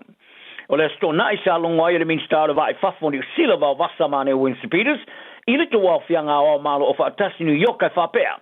O le ale a waini o sila isi e tunu se lauluzin a lima so fitu e au fiai ma Australia, Peritania ma Kanata i le amana i eina leo se stete o Palestina e whaavaina. E na o se vaenga to i titi o tunu i le o langalongoina se fufo moni stete se lua e whaavaina o Israel no matangata Palestina e au fiai a Amerika, Singapore, Japani ma Kore, sauke. O le tamalo Palestina ia Yasser Abdul e whaamautu i kalei sete. Sa ia whaaria le tio New Zealand, o lona toto o vevela i le whai unga New Zealand, sa wholofoloina Peters i le rangi. Ma ia ta uai upu ma le launga Peters, sa taula i le tua tasi o le tala, a i le whaamatalaina le tūlanga o lo tupa mai Gaza, ma le mafuanga o whasi o tinga tangata o lo tupa mai ai. A po ai o lo whaatinoa lea whasi o tinga tangata. O lo tama maune maloni i sila i le i lava o le taimi e langolongo i nai se estete o Palestina. Ma ofo ina lava le 10 miliona ta life so sonia i se palai o mea mo mi vave mo tangata o safa i le ngā lala o no le taua. I le mai ai o le whorafalanga salongo i Peters i lau whaili poti. E iaini nei vaenga mo mion whata oto ai le iamana ia ni sila se estete o Palestina ai e lava le taimi. Ma ia ta o foi. O le amana i eino le estete o Palestina i te minei e whaono whianga i eimani a whianga. Wharia Peters o le whitawhita whātup whaalwala vel Hamas o lo avema whainga mano Gaza. O tere se lato tiro i leo ngā o lato whainga whātou sina whāportiki mai etino e amana e eina se stete o Palestina. O le pāremia ko sta whalakse e le ia wairi te wawhianga malo o whaatasi. Sa ia pui ar whai unga na whainga malo so whaatasi i lona whaalia e le whaamūtari eifte na inga i Gaza i amana ia lea ni sila o se stete o Palestina i te merein. Te mere wa vi ia lam paso Israel i New Zealand ia va vasta mane Winston Peters e tu sai malana for flanga. I le lea mana ia ina leo se stete tangata Palestina ni Sila o Alan Roth Snur e te iulu i le official am paso Israel Wellington e talu mai Februari. Sa ia longo i le tio ni Sila o le amana ia se stete o Palestina o le amana ia fo i leo se fita fa tu fa ve love ver Hamas o se fainga malo fa politiki fa le tula fono. E ia non te tunungo le tulanga o ia ni Gaza o se fa maoninga leo me mawhai na whai e se stete o tangata Palestina isi vaenga o le no whanga e pio na iere fausia o wala eli lalo parpala mo whainga whatu whanu lawe mai tu aingo a o penga whanalo mamao o lo fausia i nai. O le komita malo o whatasi taula i le vau ia whainga whapolonga po torture i no whanga le malo sa latu wasi siali siria mar se furo wharpui pui to tono ni sila le lua vai asu tonai. O le ase singa committee ale United Nations Subcommittee on Prevention of Torture sa whaia whaari lolilo ile unga ele o whaalau te lina. Sa wha maoni aere matanga ruenga o whare pui moli i matama ta i se fulu i Aukilani, Wellington, Kalai Stete, ma iniwe kako, ma o tako, sa si e unoa mane mua whailo iai. Mua atu sa wha matu i nai ele officer silo sul whainga le Chief Ombudsman, Peter Portia, ma le ofisa e ngafa mo le saunga le mua ma le tau singa le leo pango tā. Office of the Inspectorate, i li potolo o tiutilo i atungalunga, i le solio a iar tau tangata e tuwalatu. E le umi, e wha malo si ona loka i nei pango tā, i niso wharipui e au fiai mare wharipui i Aukilani. E masa ni ana si sia masiake le ofisa silo sul whainga ma le ofisa mo le saunga le mua o pango tā i a wharipui. Ia taro tā longa e whoringa mai o le amano o le manu sa moe awa e li tamarasanga i porolangi au stadi e le Rothmere Fitu e ma se mo la tulima ina wato e se fo le si ava no le fai ina tosu tasi su lua i le talonga fai tauli alo na lua ma shilei i le tai ona nafi i le Malaya Estadio Sausalito i Vindelmar i Chile e ulava o le amano malo au ina tuai la ula kapi Amerika i sauti Australia o le whai ino sa moa, o le atu e tau mwhai ai fo i le tamarasanga mo le toi awa no muli. E kuali whai ai le tamarasanga o le ipolorangi o le wafema le fufitu. Sa tusa le ta alonga whai tauria mua e le whai unga le vasa o mawai le tai tosfulu ai. O le ta alonga le sonafi o se isi le o awa no sa moa e pitai. O le atu e tinga fo i le tamarasanga mo le muli au whai ina i a noveva mo le sa ilia le o le awa noa. Tara maro longa o sidi ai shileis fulvaru fitu. Ma wa awai atu nei la Chile ia fiti matonga ma le Pasifika e tau sinio i le tamarasanga ripololangi Australia ai o Samoa la afele le atu Dubai le tali malo i le toi tamarasanga ma le toi awa no fo i le mo Samoa a whai e misia Samoa le tamarasanga Australia ko stei mua leo le ale awai e le tamarasanga le langi tulmai le amatanga o le tamarasanga ia fifisala verse fitu.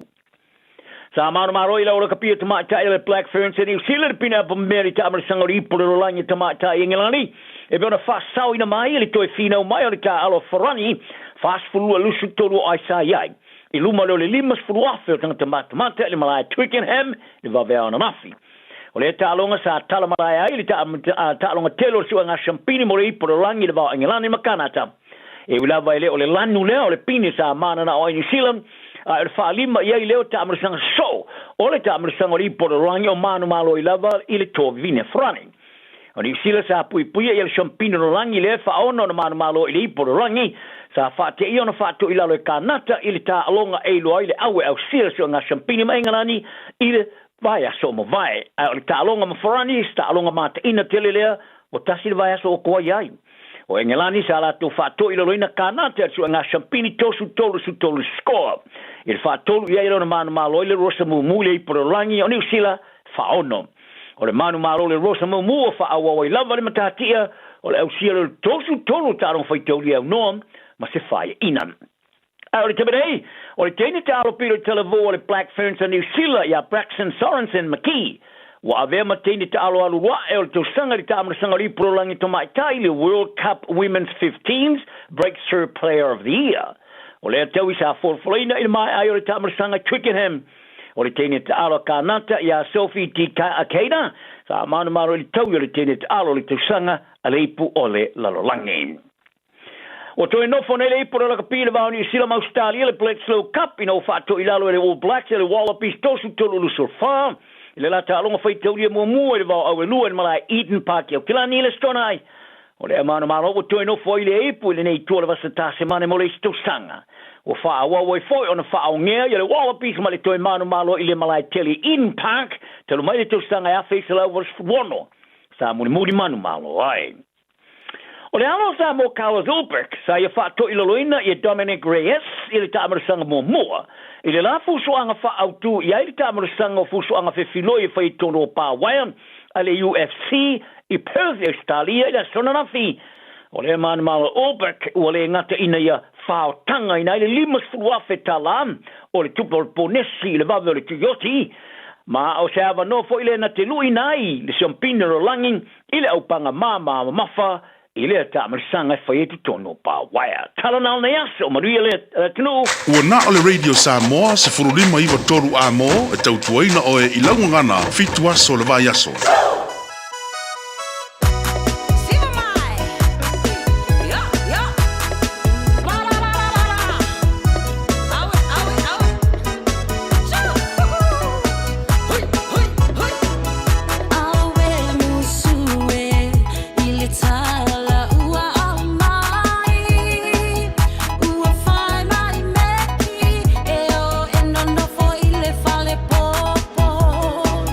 Ali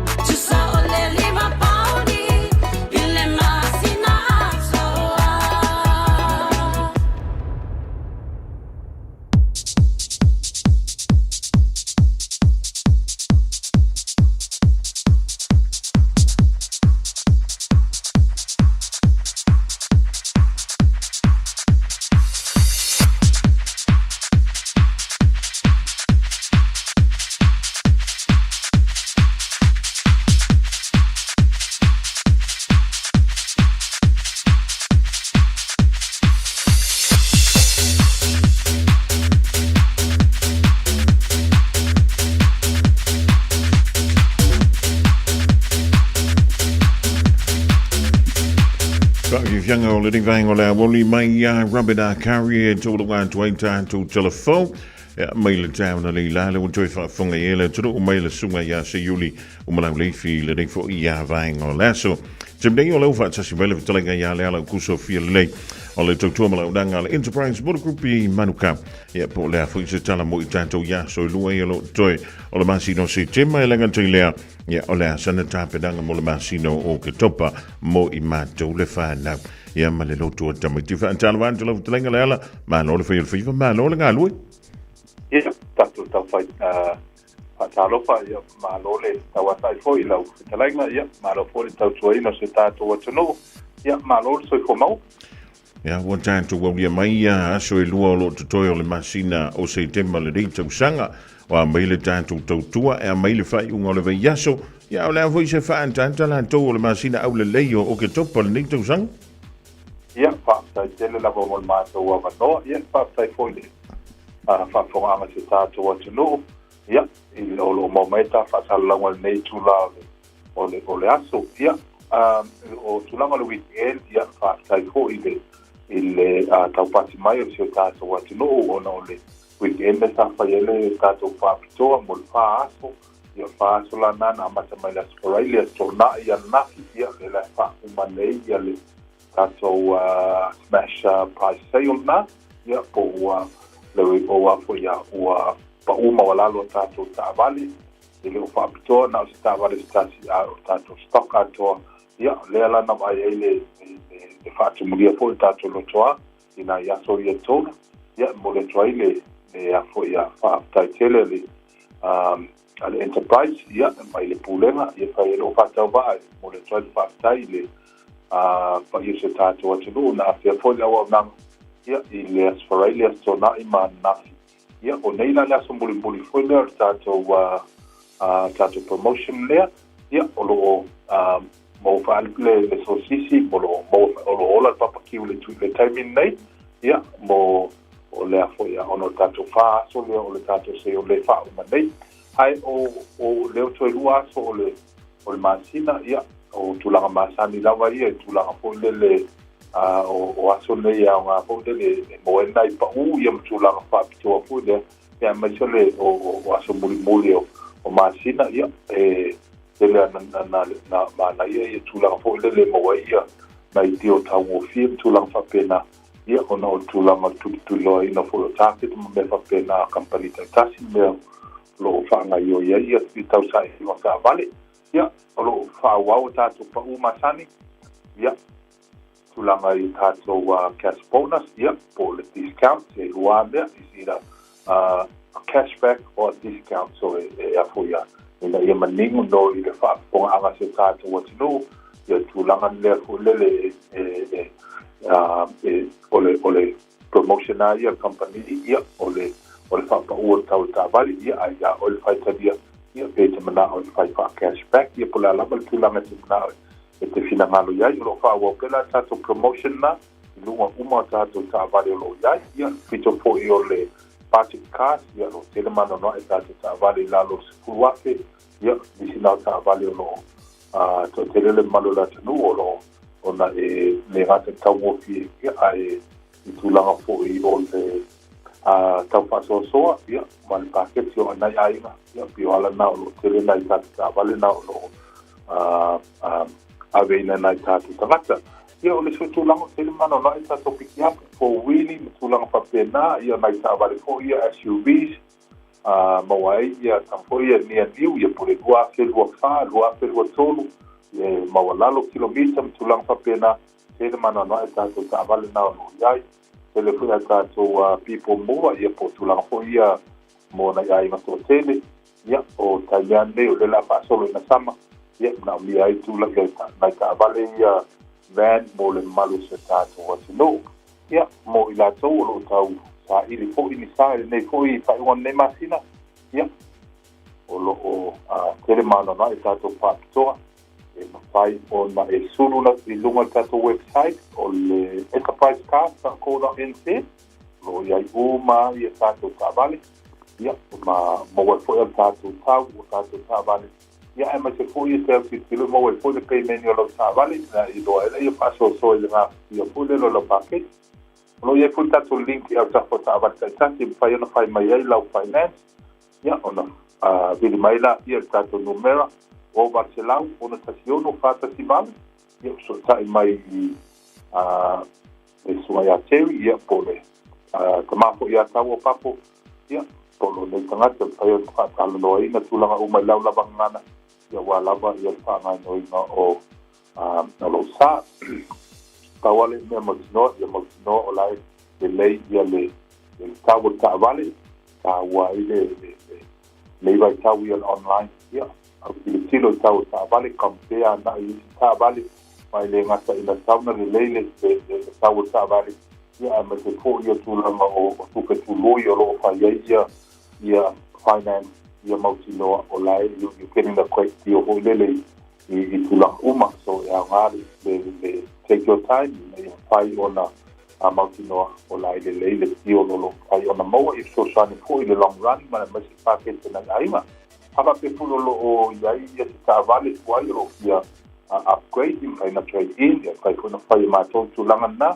ia o le tato o nanga ia na tato in-house finance ia fai ona maua le tali o lau tau sanga within an hour long ina le ta ele le kasile le tula o mautinoa pe e approve ia po hapo inisio tulanga te ia pale leia ila ila mana onga o le finance fai ona ata nuina ia pe approve ai le tio ia mo nisi whamatalanga ia tātou numera na o le overselau ona sasiono fata tivali e tala tātou I le pitu aso le vai aso Iva na I le afale lima ia ili mai ma tala no mai foi ta fa pe o lunga le marketi I le nei fo ia masina ia me se ho il fa I on le masina ia fo mua fa se le la ma ko noa ia manu ia fo ia to e ngole nei aso me se o mai valo lima ia ia fo ile tua ile tapo I mau se tātou watunu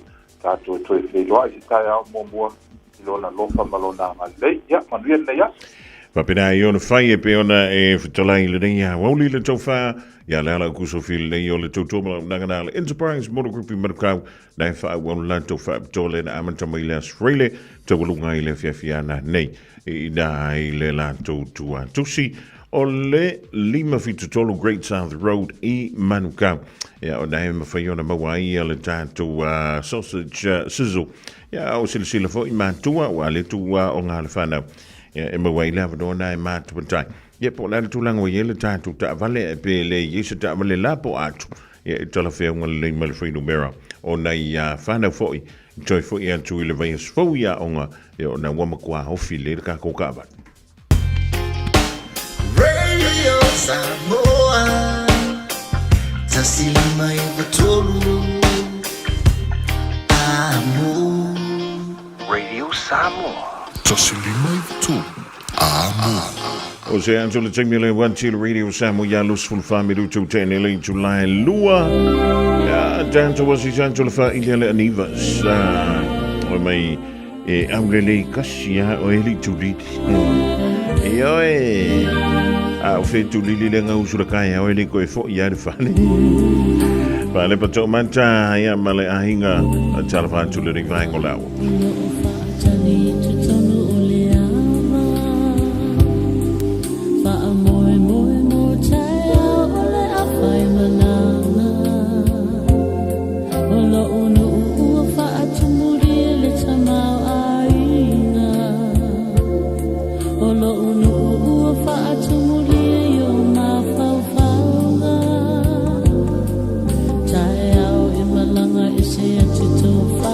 Lili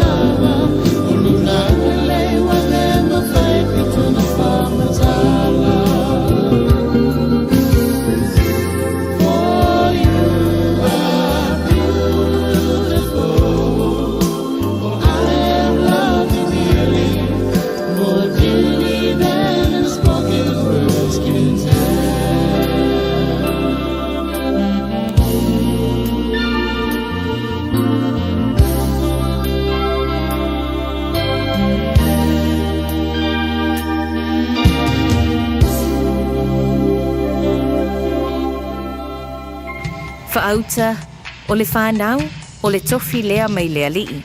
Ue ua whanau mai, o le taui lea mai a te ia. Ua la tamai lea so whapito mo le whanau. Ua amata foi o na tapena matua ma pese. Tamaiti, whaisa o ofu au le leima po e mai se video o lau tau loto ma lau pese. O le loto a Tamaiti. Lafo mai i le radiosamoa.co.nz/White Sunday. O le video e tele ana reactions i lunga o le TikTok a le Radio Samoa o le amanu malo i se whaai longa whaapitoa. Ua lava le tau loto ma le pese. Ia awane I ova atu ma le 3 minute. Tapunia video I le aso iwo o kitopa. Tapunia palota I le aso se fulu o kitopa. I le se fulu I le tae au. Afa le se fulu lua, o le a whaia I le launga atongi. A mata lafo mai lau video, I le aso lua sfulu lua o se tema, lua afe, lua lima. Matu ai, o le tala lena, te pena mai lau whanau mo le tātou tauvanga. A wā le lātou aso fia. Mo nisi whamtalanga, whafsota I mai le ofisa le Radio Samoa, lua ono lua, tasi lima iwa tolu. Ia mania o tau mātua, whapea au auna e tua, ai ona mātua e whanau saifua. Sunga o whenga whakao elo kawa le fōu maunga Max Ila. Senga o ka amilo I au kilangi. Mo koe foi mai lawa I o Tara I le Tire World and Auto Limited. Lea I mau aiso skoi ngā meg ma pau kawa. A ole me Pico City. E ngā le lua lima ka aladwa ia so le kokongi. Le Tire World and Auto Limited e te mauai ta avale ma pau tau ngofia ia New Zealand antoa. Mo fo I se ti mag wheels mo so se tu ainga ta avale ma le telo isi au unanga. Warren of Fitness I le na ole se fulu tala pia I wha I lo ieina e wha afafonga le Radio Samoa I nei wha abitoa. Talia wins quotes, cue cards, maisi. Walang lo le Tire World and Auto Limited I le lua fitu tasi tolu o mo pau ta avale. Po le lua fitu wha tolu lua o mo le fale inisinia. O le manu lula wa i tatou I New Zealand. O le maula vo le lua se lau tala I le sei le Digicel. E vave eina ma whanawhana I o e Samoa. E se fulu whailonga ta I lua se lau tala e anga waa I tatou I New Zealand ma Australia. Pe halafo se top up lua sfulu lima tala pe siliatu. E whaunga ai le ClickX. E te anga waa fo I le sei pe a whaunga le ClickX e lafu ai lau seleni I le MyCash a le Digicel I Samoa. O le awha yela se I Australia te tasi. Ma o le ni whaapitoa e amanta I le aso whao o kuso. Ai mai e le aso lusful male ono se tema. E ia inga o le ni whaapitoa seki a Digicel. O e si la fia me e whaatino e mawhaiona e umia I so fale motu le lumanai. A whai fo I so fale motu, o e si la fia me whaiona whaatino ni si o fuafuanga e whaonga ai le equity o lo fale. A wane e misiere por kalame o le malu I fale. Ia fiafi o sururu taitasi le se fulu e te ai le whaa. O le a e si la fia ai au wala e mawhai e ona e umia se fale motu le lumana ai, ma au wala e whaonga ai le equity o lo fale motu, e whaata wai se isi o fale, le pora kalame o le malu I fale, ia fiafi o sururu vai aso taitasi, se fulu e te ai le whaa.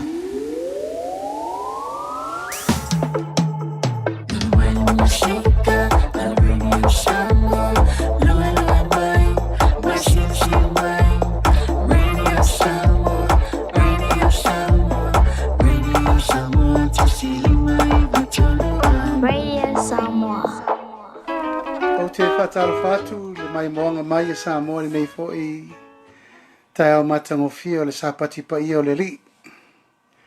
Fatalo fatu le nganga fa lalo Samoa yo pa ia fa tale le lei yo mamalu fa le tunu taina nei fo yo mamalu fa le malo.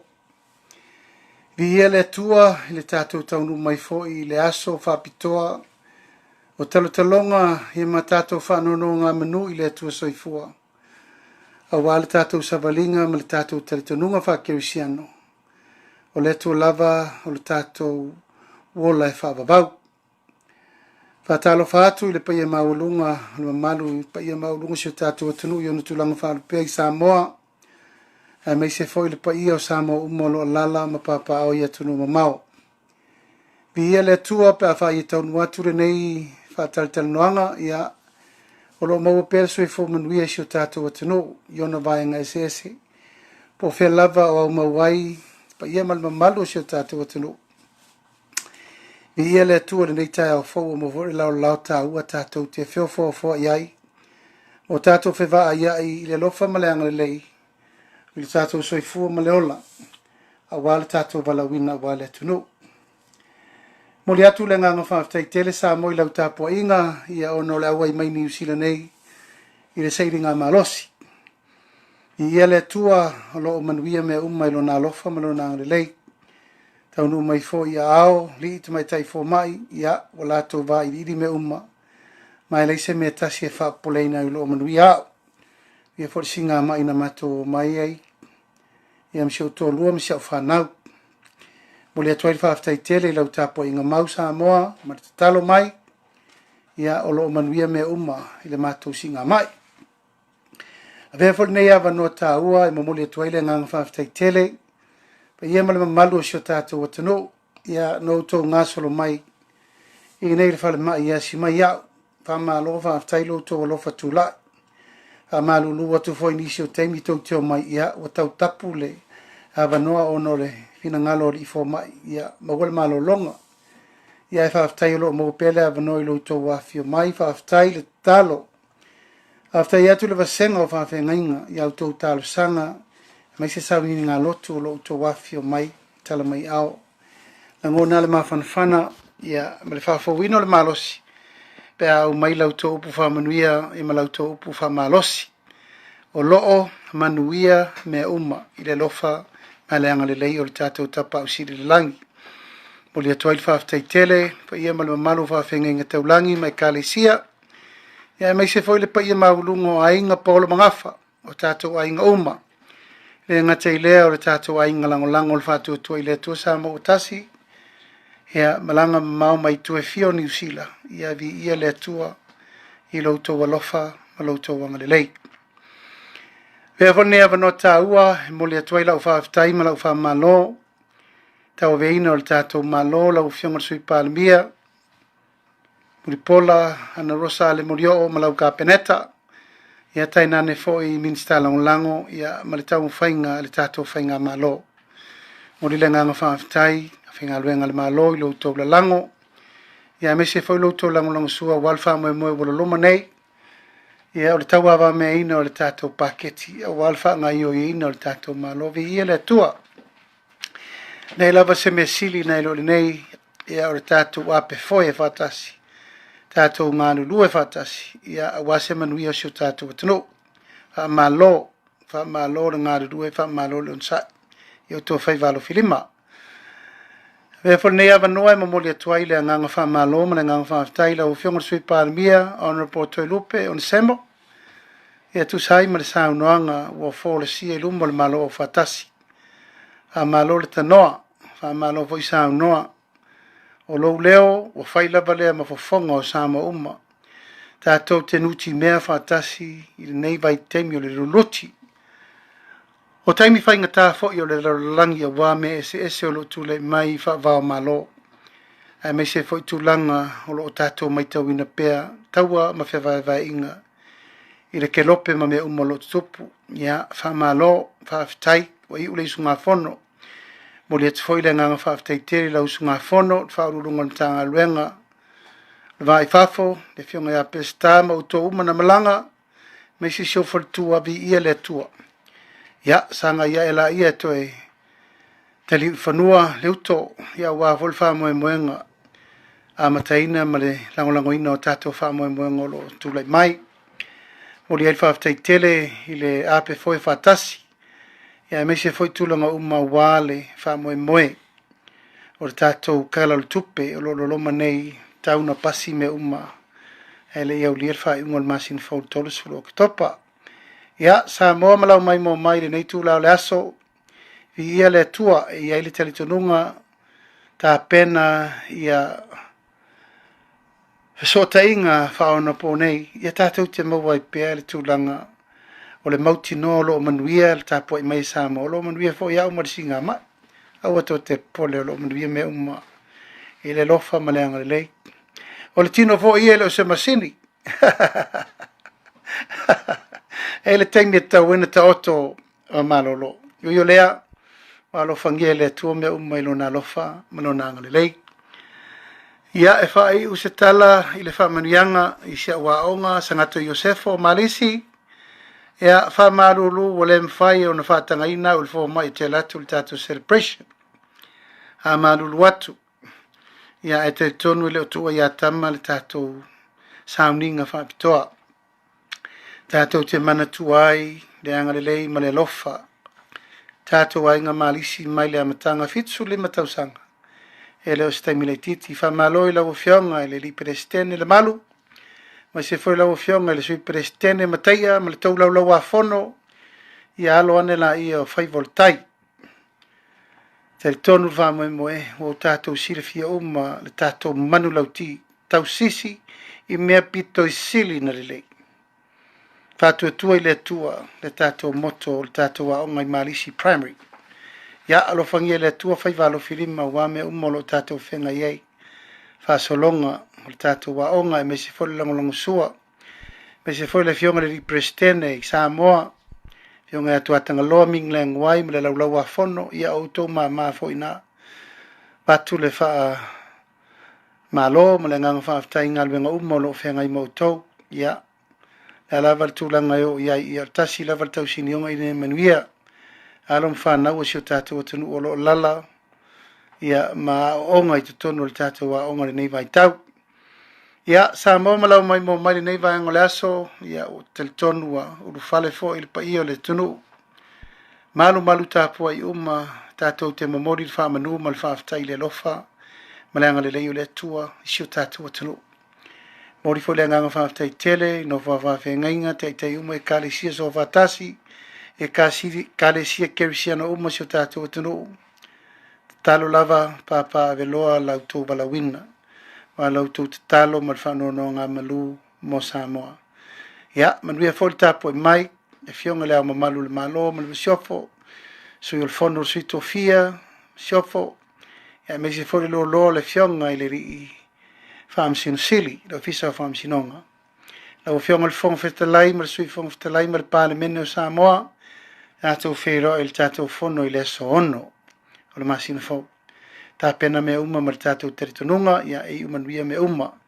La o fionga le sui pāle mia ma lau ka peneta, ia o sa.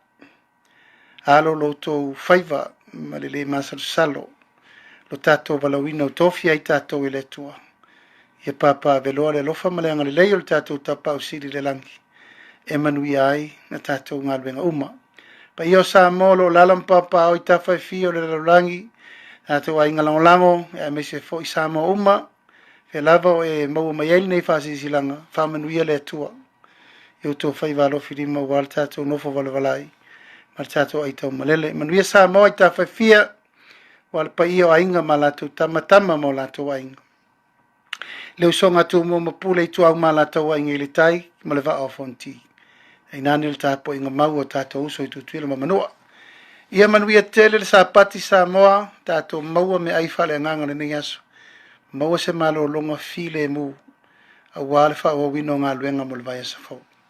Au te alofa tele atu, pa whonga mai, tāpo i mai, tātou tu e whesira whai fo i se teime maua i sa vanoa, ai vi ia le tua ilo nā lofa me lo nanga le rei. Sio tu malo pele, angai whambaunga numere tolu, o lo manuia a watau te papole mai. Se o fo i atu whatu langa me uma wa uman tātou teranoai, a wāle tātou wafa a whenga ima le tātou whainga malo. Manuia tele le nei aso Samoa, manuia le tāpua i mai, manuia whainga lotu ma me uma, soifua, mai e manuia. Radio Samoa. Taslima Ivatolu Amo.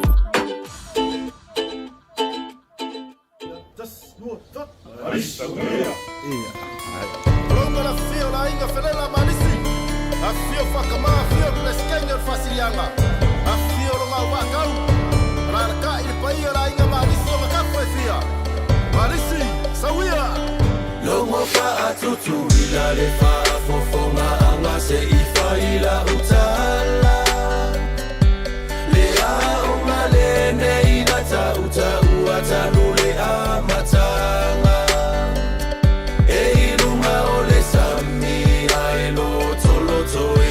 Taulanga ofele la malisi muliva ilea olona suafa leti otalae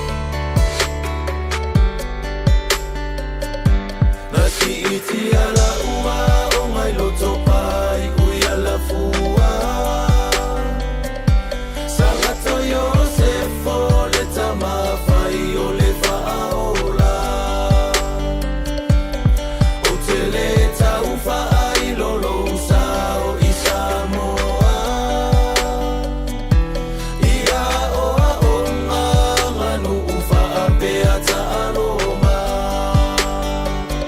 Leti o ta'alai Awane ie la mai la se Ine ie fa'apea Ua o fayo se tala se se A e fia tali tonu a fio mai e mai mo a masila sila E angile sabili e aonga I fele la watoya ina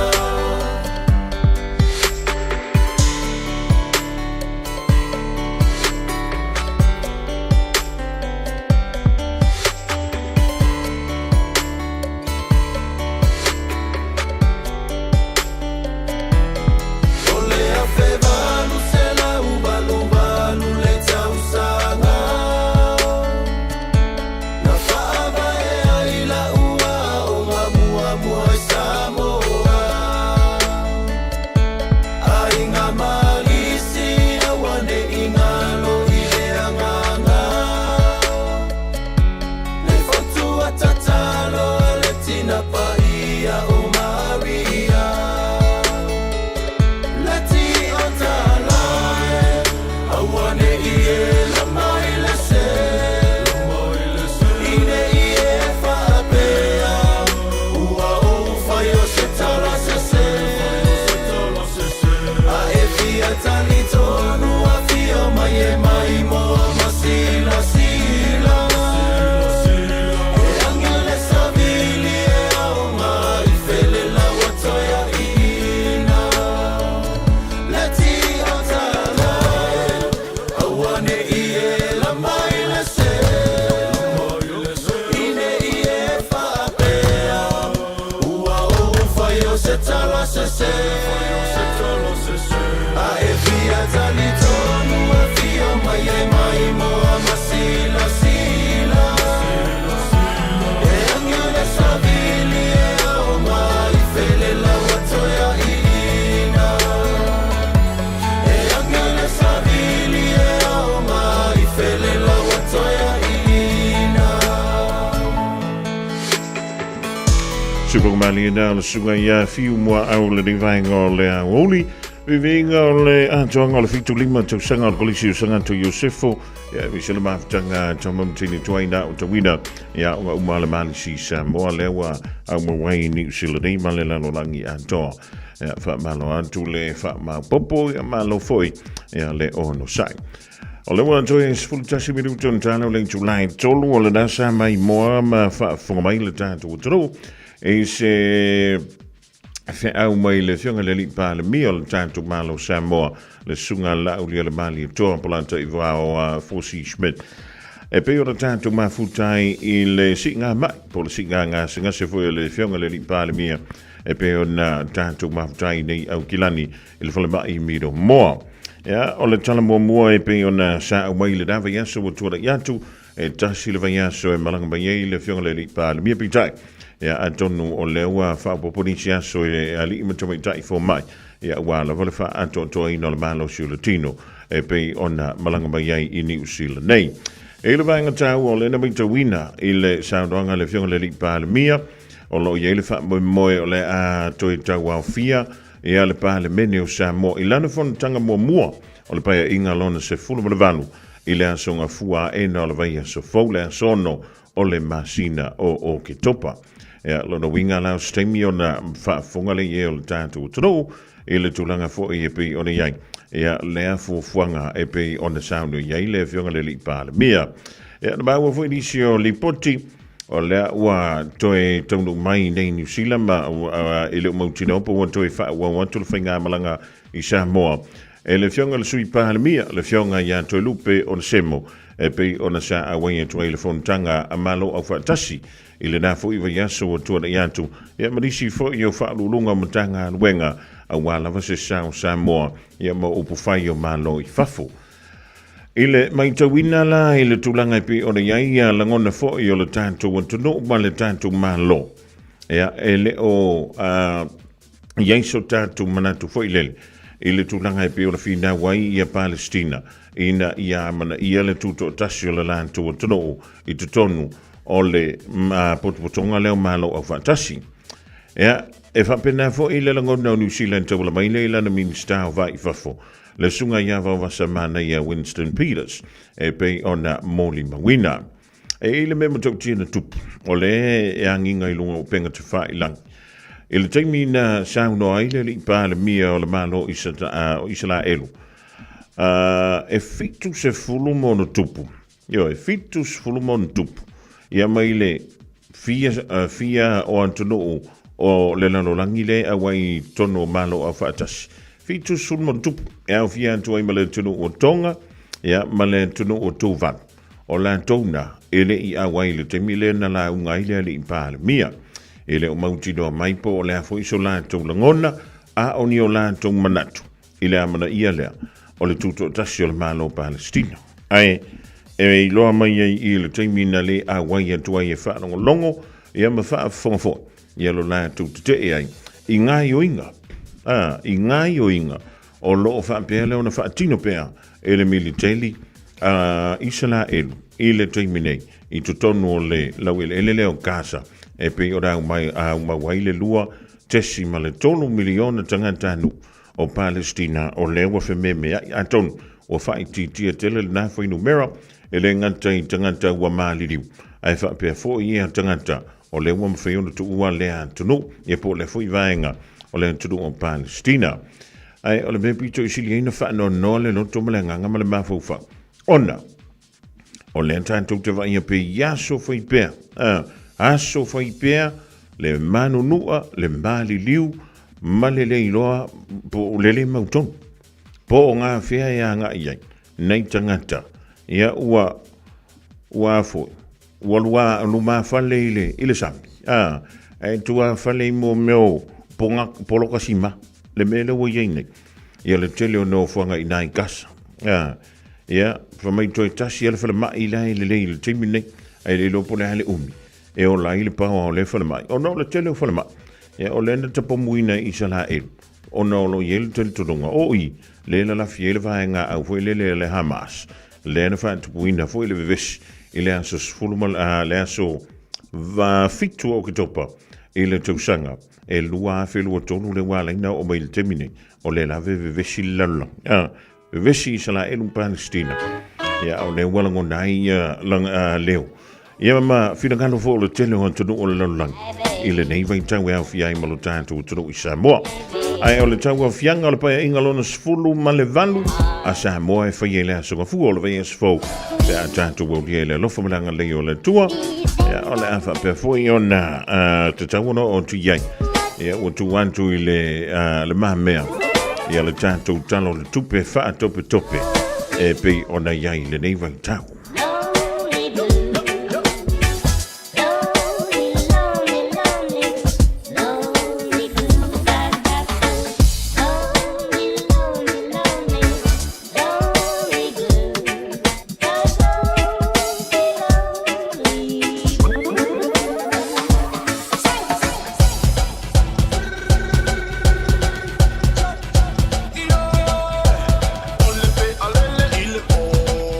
So we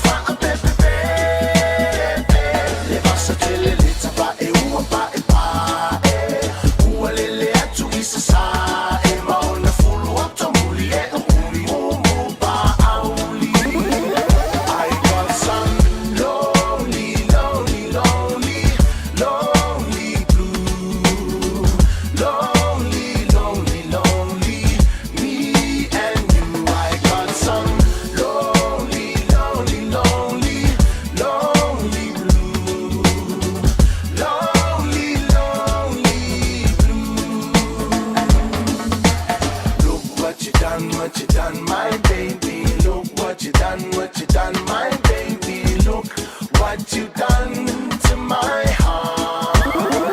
I got some lonely, lonely, lonely, lonely blue. Lonely, lonely, lonely, me and you. I got some lonely, lonely, lonely, lonely blue. Lonely, lonely. Look what you done, my baby. Look what you done to my heart. We made a date, you said maybe, then you walked away with another baby. Now look what you've done to my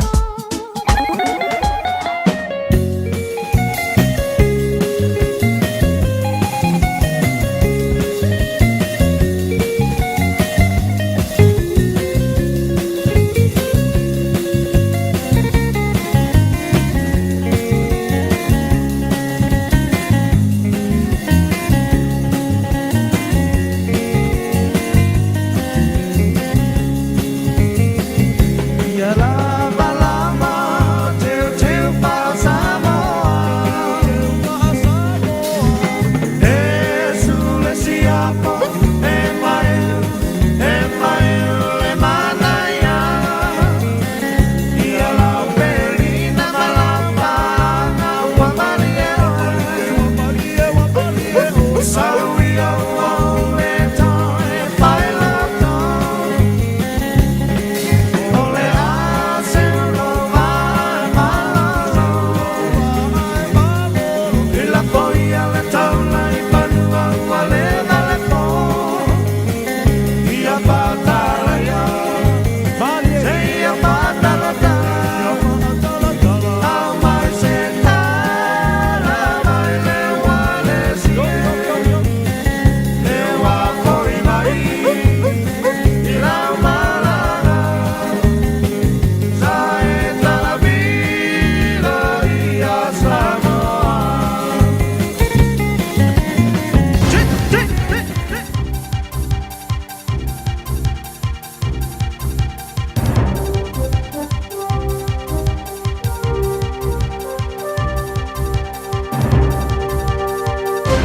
E whātalo whātu I lau whāwhonga angale nei tūla o le awa o le la sunga fua, a lo maia o se isi whaapoponga le nei o tātou tāla fau, mai lo Radio Samoa. Ua mōlia nei se tamaita I le whasio te tangata ma le loto I ai, po le murder, I le maliwai o se tangata, I se whaalavilawe tau taavale I lungo le State Highway lua, I whaitu o Bay of Plenty. O le nei mata upu sātu lai mai I mātātai la so tō nai o le vai asu tā luai, ma ua māue reporti o lo ofiso swani le wa afia le tū la fono I leo leo I a lātou suenga. E tu sai ma le whaalavilawe na wala awane ofiso swani mua I le emergency services, I le whaitu po le manga whale o le awala I flax ma mātātā, po le toe se 10 minute I le tū la wha I le afiafi, ina wali po ti atu le lawe vea I o ni tangata se to o lua, ta luai le wa afia le tū la fono, a o ia whaafoe ina se taavale e pe ona maua no so ese le taavale mai lungo le awala ma lawe vea I loa I la ua nei. E to atasi na maliu I lea lava no fuanga na tula I ele whaalawe a o le isi na avatu whaatope tope le whale mai ma I li poti e le o iai se tūlanga tinga ina. O le asonga fua le nei vai aso e tula iai I lumo le whamsinonga whai tu maa loo whakatane le tamaitai e tali o na mōlianga o le whasio te tangata ma le loto iai po le murder. Ma le mōlianga o le whaamoe whao ni manu anga o ngaunga I le tino, le wounding with intent to cause grievous bodily harm. O loo whaawa o pea su e ngā leo leo I le nei mata upu. Wa amata nei fuafuanga o le whaasolo ai o ni ngā ruenga tau sāvali a soifua manoloina mo le whai ai o tuipui whaitu o Northland mo le whaamai pepesi o le misela. Ua whai le nei ngā ruenga ina o mai whaamtalanga I le whaamaonia ai o ni tangata se to o wha. Wa awhia nei I le misela. Ta oi reporti ma le teo whaamalo New Zealand e wha ni mobile clinics. Ua whaatulanga nei e le Ngati Hine Health Trust. E a ngai I ai tangata mo le whai o tuipui. E pe ona whaamawina i whaamtalanga o le tu o le atunu, Northland, o lo pa uma wala loai lava le numero tangata ua mai a whaatino i ai tui pui pui. Whamanino le pule sili ta mati Shepherd Wapi iti, a mata atu i la aso lulu o le vai aso nei o le awa ai ai le wha asolo o nei ngā luenga, a ngā i atu i tu o Waitangi ma keri keri. Ta ua fo e le pule sili, e ma fai fo e le mamalu lau tele o na whafso ta i atu le numero le Healthline i le numero o Varuselau, ono tasi ono. Ma o le ama whai o na fisoswani atu ia i lato e whetu na i le whaatino a i o lato tui pui pui. Ena ia fautua ina tangata mo e ua vai a ungor wha mai ina ia nofo e sea, mai le fautua ina le anga i atu i le clinics. Ai a whai ua i loa le awhia i le misela. O na wala au atu leo o le lato ofisa o na anga i mai leo i lato le au ngā lulue i nofo anga olo o iai ia tangata lau tele nei. Ma ua fautua ina ma losi ta mati tangata lau tele ina ia wha o ngā tataule nei a vanoa. Ia mauti nolo o maua le fisoswani e te tau o no lato maua, ai mai se ia mauti nolo o pui pui ai lato mai le nei wha mai o le misela. Ini so tala e varisu tolu i lato o leo fou, o constables ua wha uina ma ua wha tauto ina aloa ia, e a mata ngā lulue i le nei ngā luenga. E lua se fulu vai aso o sa whaatino e a ua onga, ma ilo ilonga ese mo i lato o wha uina kolisi wha leo le atunuu le Royal New Zealand Police College. Na whatau teia le whao ungal vasenga tolu se lau varsu fitu po le wing 387 i Porirua, ma e tusae ma pepa o whaamtalanga ma le New Zealand Police. O se whao unga na moli mawina ai le patipati o tau mawhainga nei alom whanau wa si a au, e a vea ma malo le malo. Ai o se taimi na manatu ai nisi o au so leo mai au se talia, na maliliu a o iai i lungo ngā luenga.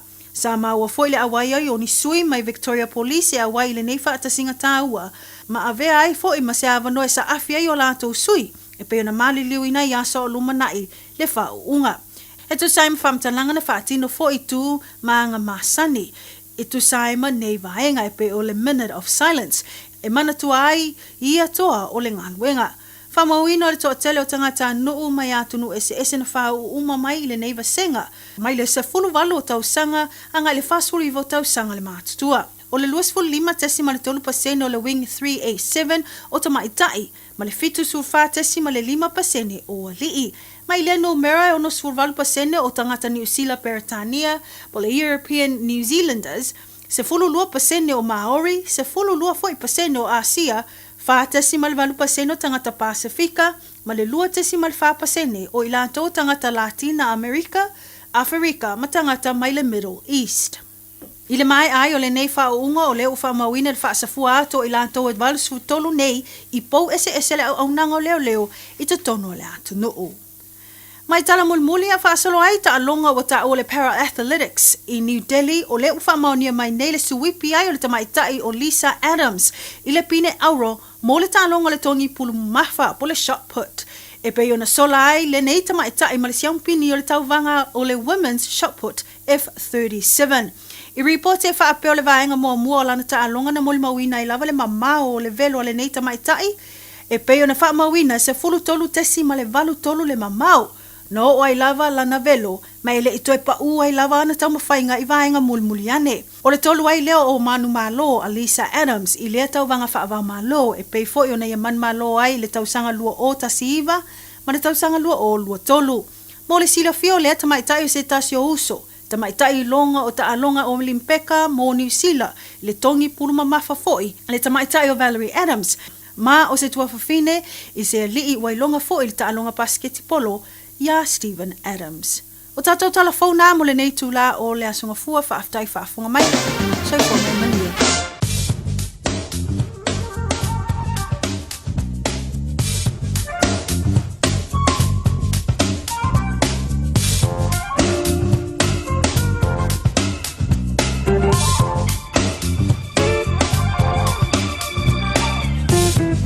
Rawa whaafunga le turu o sau to tongana un tātou tala I vei whanua I langara sa mua le ria wauli e beo na tāpiraina ma whunga na antu le whianga ia leulua I ali ai shahu to le vaenga o tala fau.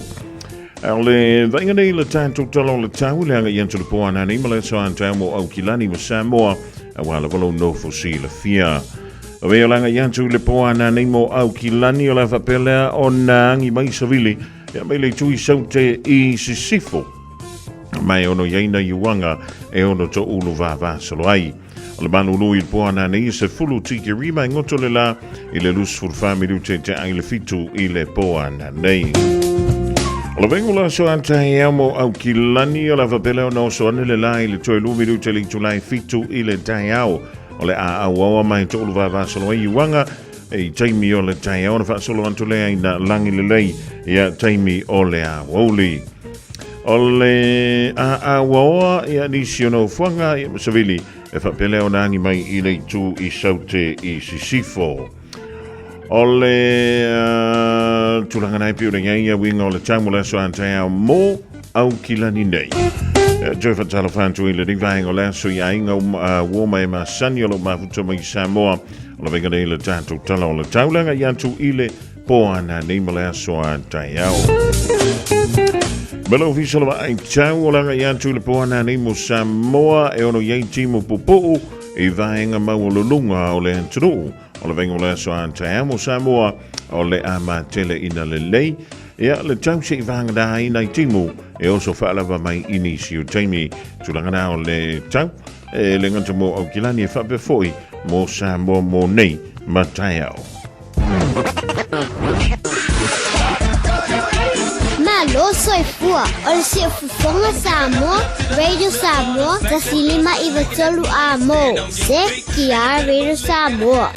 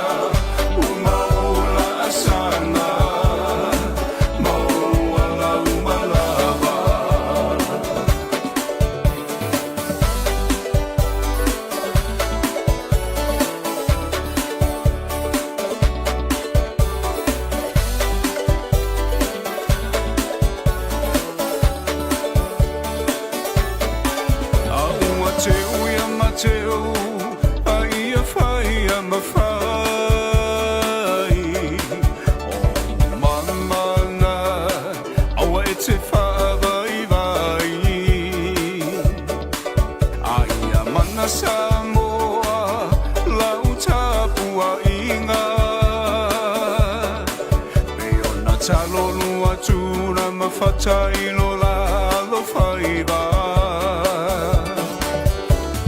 O se whai matapua ia, le mea mori e manuia. Tauina ia e mana tua loa tunu, pele male tapua inga. Ia polo tino e mana malama o mata. O mamana, ia tafe toto ala, manuia o la asama. Tauina ia e mana tua loa ta whamai ia whamuamua. Samoa e ole tama sani o tamona o matua tuile atua. Awane i o ta whamoe moe i le marosi. Mana tua au na le atua lo o puno mai. Tatalo mo so taui.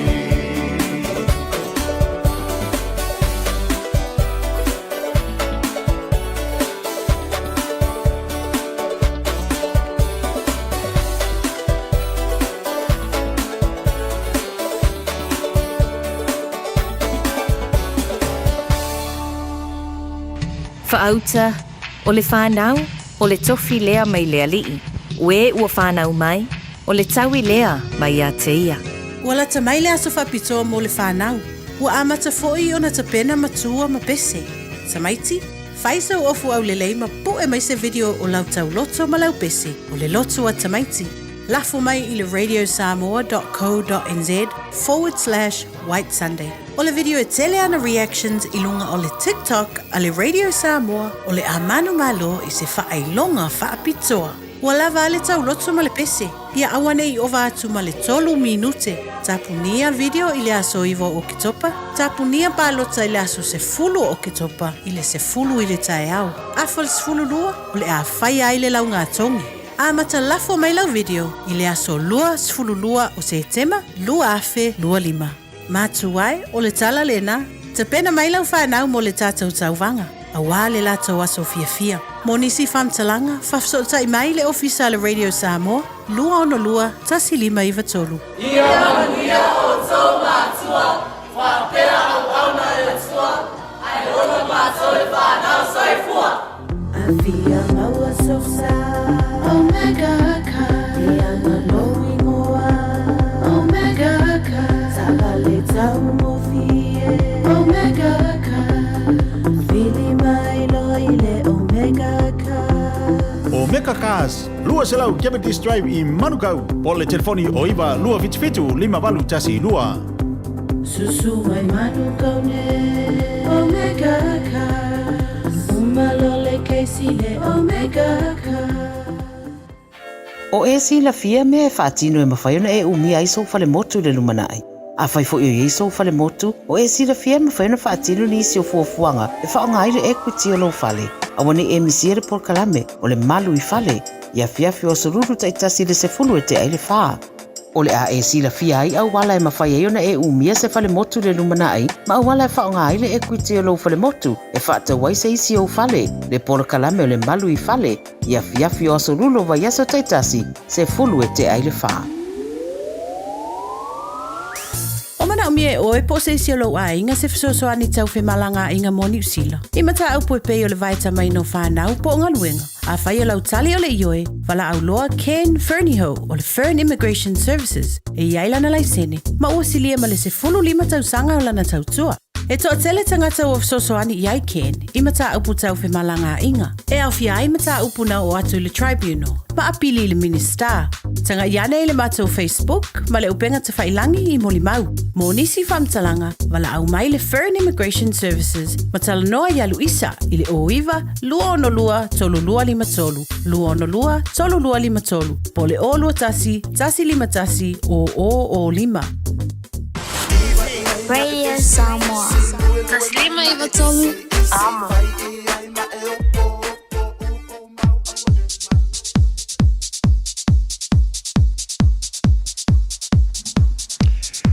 O le wa sifulu fitu mala familu tu tene le tulai tonu fatasi mele sunga ya Victor o le tutu mala udanga o le Tire World and Auto Limited yona la la luai o Tara ya wasfa mata tu mo tanto ile amatanga o le riva ya so male fa unga o le nei fo I masina talo fa Victor man o nga no man o le fa yo le favor le ya o le so fo ya se fo man via la fa ko mo ma ora no sai ma ro tu ya aga ko lo pasau chama Samoa ya me tira le uri ma lo ra sai ma ro foi de fa ma ro se to que se fo mo malangi ma yo ya o tanto ye nei le amatanga o le riva ya ai to ya ni mutai ona mai ale o so le basino si tema yengi me fo le tanto o nanga e fo ni fa yanga ni fa ma venga ya mo le nei vai tanto le tanto ye le vai tanto le to ngo e ola mau ki ngoa ke ri loko nga firi Victor wen ko inga suira la kai ya ya sa le la va yo ki ale fa pe kai ko le le alu ke pikin ma sang ke ki ro so o ke se fu Carlos sia fa longo mai sia fai fe au se mau ai o Victor ya kura va ai ya we do e ma su ya por eso to na este ya ala ya que ya so fa pe so o va fer que ya eso ya ole me ka hawa o nga longimo e kere o nga lo sio dale leira alo le va Victor ka fa kimu la kikima ko le ma ulu le sikimu kel o mai le tanto tau ina ya tau malanga ya to le malo le tu ya ku sa lava le ya ta tu a ko mo tu nga na tau ya le ko ku mai ya ko pu singa sen ki mo te ko ma o si bode sa vid ya ele tau pe so le malo le o ta to tu mo ya ha e mai na di ta pe ki mo nga kau dia mai so e ki mo pe ya si le fo mo ya mai le ta to tu no le ha e me sui po ta vale pe ko service ya tu la nga le singa tu ni tu la le ne ma lo fa tan ya o mai ni tanto fa to le na wa tampe dina mole amatanga o le ya va so e me se foi le masino to pa le wala tama ya fa kairo fu mo e mato no a massa si de tato professioni ya le tato pensine riva tassi de wo tala fa su fa sene ka ko ti sole tala fi tu fa sene ma tu e ono sene le to se pe to sa ya mato sai pro Apple Car Taxi a point no tato fa lo e mo le po pa pe to ta vale ma to fuori fa ngalo te pe io to sa le fon che si LPG effetto che lo su valuta la il va sene ora ngalo ya lo mo fo tino tato se i man malo ko si valta ut fatto mo sa ia mato ya so fa man malo mo le verso o Jacopo Maffi o lo fa mo ina mo stato valta e to ta vale ia mato poche sini ya va e me stato la fa le lo sa i tato a fare ismia ya fa lo fu service ya ko la wa transmission service vi formato ta vale lo inisi mo lunga poli leaf blowing o le snoko po pa so tato players canopy refresh ya matato LED light e fai sono tanto ni veaso bo la ya penina mata veaso kai ma so te pole wo ya te apianga wa le Afrika e tau sanga ile fa no de pole wo pole ta vali po mala no na lo la te tonia lo mo foi masta vali fa tau e fai me lo ki tidinga a sta vali lava ta vali fo ta vali tuai lo fa tau ni ma so fa vali SUV tai to ka mata pole ta to fo wili fo winter Hilux Nissan mo tua mata vale uma na teu mo na rifi tu ai pa uma la po amaka tu po ka ko siki max ita tu ta vale fa tau afa pe ki ni sine ma ko ede ni ma pe fe ma tona to fa na tu anga bo e a shora wai piki ro siki max ngai si yai ya afa pe te wa si apalai mo sa ta vale ya la sine tu ma singa ro ten statement apalai so sa ina ma to fa ta vale e mo to do block aspect ki mo oi ore numero le ma to telefoni o iva lo fitu fa tu o o iva lo fitu fa tu lo wala mo se tan ita to fa pa i le tasi fitu sur pejo ta po lo pa po wai lo maua ya ma te fole ka ko siki mek mo sta vale lava o le amata ma se su lima e fa le sai lo su nga i bunga fe funga se ino siki mek tuai la su so siki mek fuma ia ma to ana le wa su ta la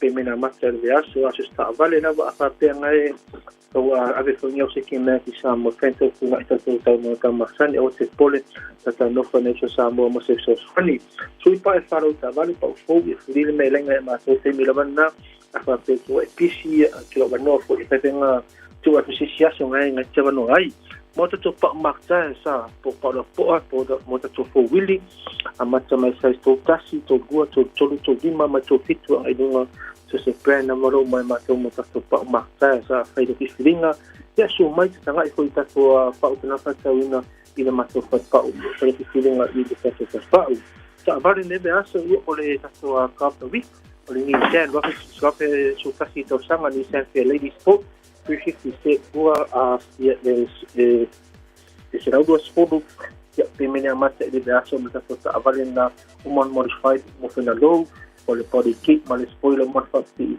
se que me fui fola ba umon tu jai oi tadia ta tul si pay after pay le pai e man event code man tu so war ma sina industry nungo mato financial tong ia kai la mo mato no fa mo o ia mo ia fa mato ni ale uri so come mo di fa kai la so if we be on a sao no letting for evaing on le woli le sunga ya Victor wa available yema funga tomo moli na le tomo unanga ale tai world and auto limited yona la lua na e o tarai aviela ta vale aviela lo funkesi o le dai pa we le tau le tanto funkesi foi le mo finga o tanto kuka ma barbecue e fa fo le wama na yana ma fana o le hau e le maduru ke le foi le po ya mana ya e fai singa sungu fuile ya o ka mo o fa ku mo ya o le pa ku mo vai mo o ke fai fu mo ko kwa o ina ko ya ko pe mo ka Da lova Samoa wa ule ne yo kasputi alu a wale sui ya ngila wa le kio a eva mai ina se fudu lima iva kolu Radio Samoa Vevela Malawantia Christina Janvashamla inga na melepone Australia pali isina leo befoi ya auto uma le mauto mele riva ngola woli tua ale Radio Samoa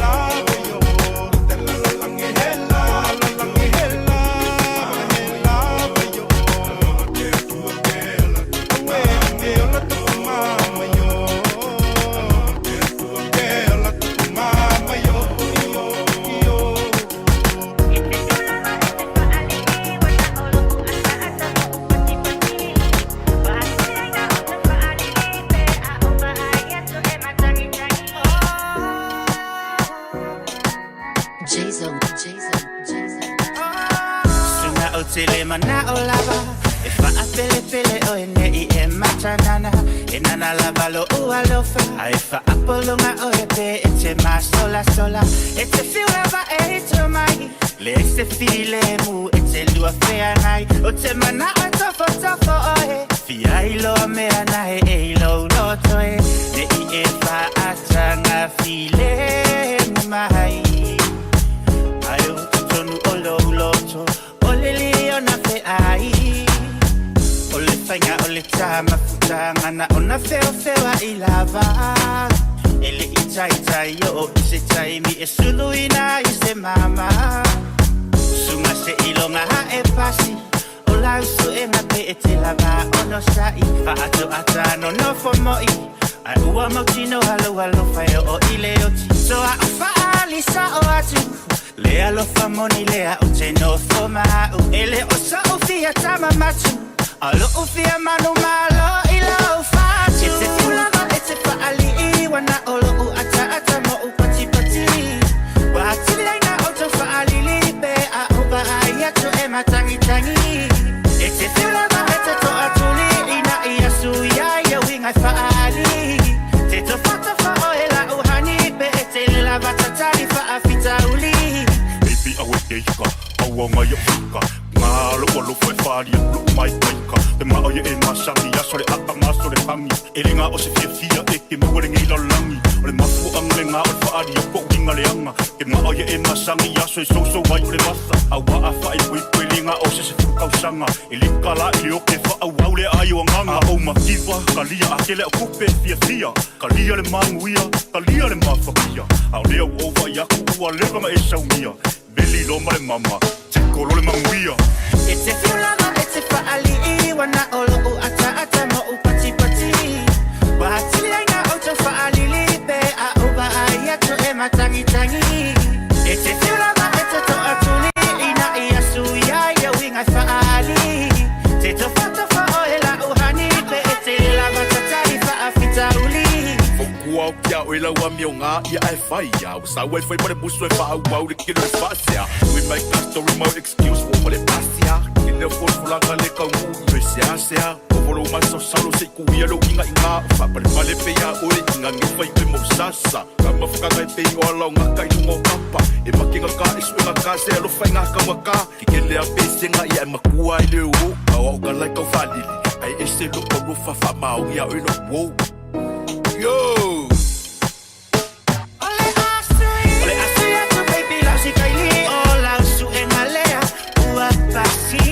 O faita o ela o pipi a olea o aleva na e sauni. Wa o vila o e ua sili wa sa o hale tanga tanga o fili fili. Mo i o teleta solo muli o oiolo o tofi e o ile o ti.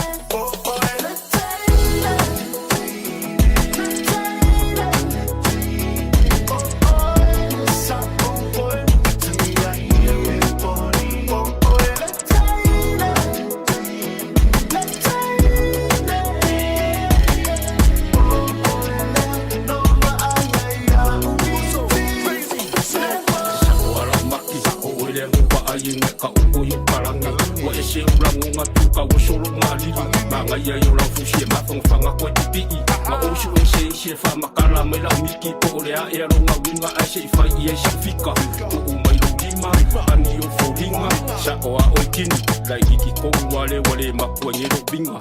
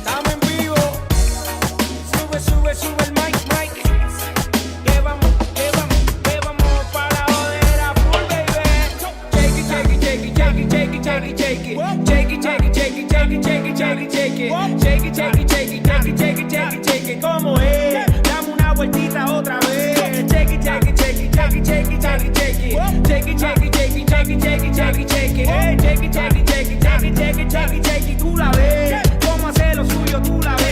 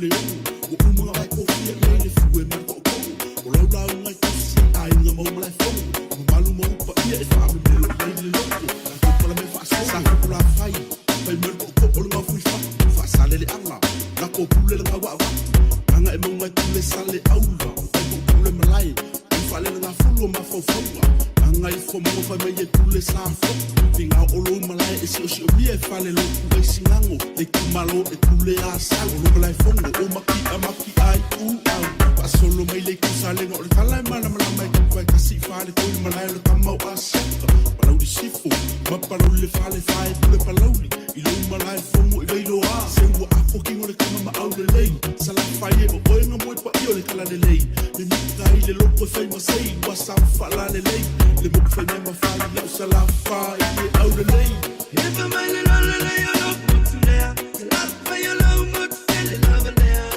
fa le lo fo i le ya e ma wo fo i le fuli ma le sera if a man le la le ya lo put there la fa yo lo mo le la le fa le lo fo i le ya e ma wo fo i le fuli ma le sera hey hey hey se la fa i au le Fa vi vianga su fe filong yo le riva ngole sia fi le bana va yo ngan wenga ni so le manu le tro le ngan tui le le sound yentu o le kuka mo nga se senga se timi le o toi ma mao i le nei fo ia su ma fua ma se e ya ni si fo yo awala o na le tulu mai o na iwanga e ma dai ma ulu vo le riva ngole o le wa la vai le fianga yo le tro ma ga wenga tute ma faiva lo filima ele nga tik tono au kilani e fa pe foi e ni se pi tono o New Zealand tono e maule ma huto me yai e le pe mal malo le tanto tono fa malo antu e le on sai malo foi le tawa tai a fe le sani ya to e loku por nga e ko nga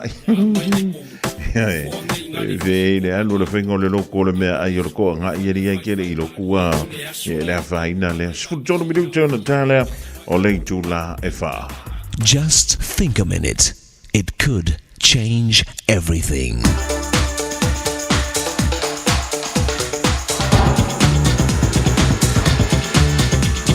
Think a minute. Did you know that the average person puts only 25% of his energy and ability into his work? That means those who use 50% of their ability really stand out from the rest. And the very few who actually give their full 100% of strength and smarts to their work become the most successful. Many people want the greener grass, but they don't want to pay the higher water bill to get it. No person has ever slept his way to success, because sleepers sleep through their best opportunities. You see, while we're sleeping, our talents and abilities sleep with us. So the only way to smell sweet success is to wake up and work up the ladder to where you want to be.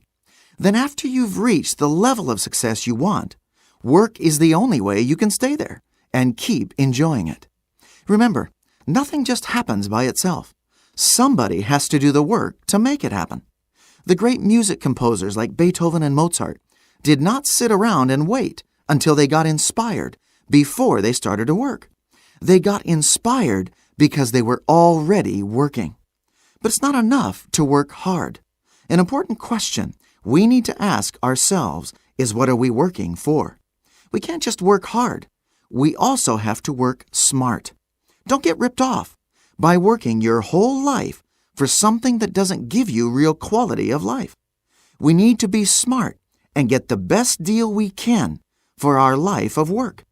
Some people work hard all their lives and become rich, but inside they're still poor and unhappy. They're miserable and empty because they didn't work smart for the right things. You see, our Maker knows that the only way we can enjoy real success and satisfaction that lasts is by living His way every day, in a close personal relationship with Him. It doesn't matter who you are or what you've done. If you'll ask Him, Jesus Christ will forgive you and give you a new life today. Then every day, He'll help you know how you can work hard and smart. Just think a minute. If you'd like a free...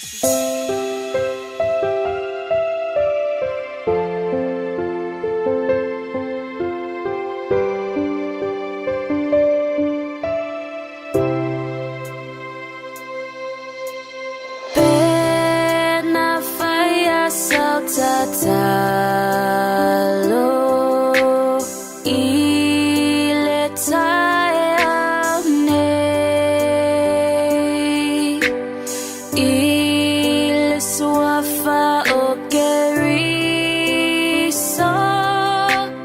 na evala au mai fo ia pui pui mai e ua mana le tatalo e liliu ai po ia pe ama fatia le loto ia tatalo ai ina ua oia oele ita na e tatalo ai na e fai se fa'alelenga ma le salua fai masenga ia mangalo ai e ua mana le tatalo e liliu ai po ia pe ama fatia le loto ia tatalo ai ina ua o mala na e tatalo ai ina ua tingaloanga na fai e asautaulanga i le taione e ua mana le tatalo e liliu ai po ia pe ama fatia le loto ia tatalo ai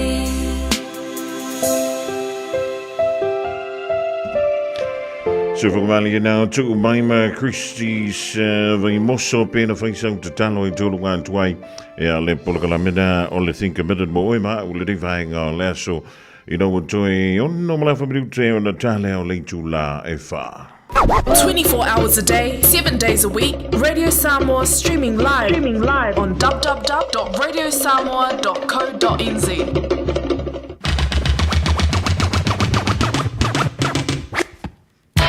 Le tuol do fol ding vang ole fefa tal fantia TV you tamala ainga le ma to be dai le fe angon do fo ali i sa mo va tele fa ngai no le tutua ale radio sa mo am se tamaya Solomon Lesi e le fo wa nga ye no na fo ala au ole dei fo ia sunga fua bangalo so le lo titi fe tama sa mo te yantu lo to so fu mo ba to wala tai au to fe lo i lungo pe mo ga lo le e por la me lo ga ngai fo faiva ma le fionga yali anto severe le wo sa mai pe mai ata to tala mai le Pasifika ma le lalo langi mai ya Miriam ala la topo mari ma wi le fia fi so fu Male penisula mai molino le tai tu pito ia pia si o utaula manaya e fe pula fi mai le sau o ata uma o fetu o le lani e sulu ia umasi a uhani a o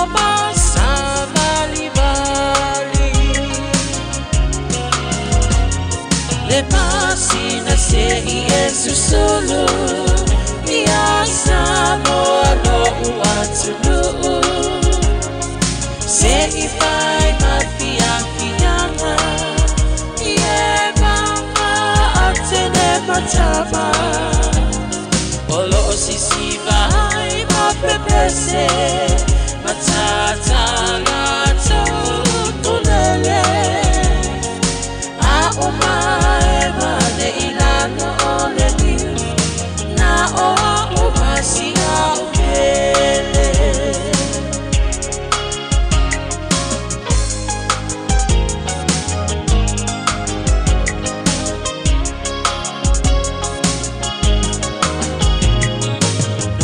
nofo ifama pei lesi tau langa o sabonei ai mana tua pea o upolu ole ingole o su o motu ele mafai nanga o nangalo le tape mali o vai singano Onofo ai tine matama yung alona awala lau papa le pasina se I susulu ia Samoa no uatulu se I fai mafiafianga ie mama atene matama Olo sisi vai mapepese matata lato tunele a umae mane ilano ole ni na o umasi a upele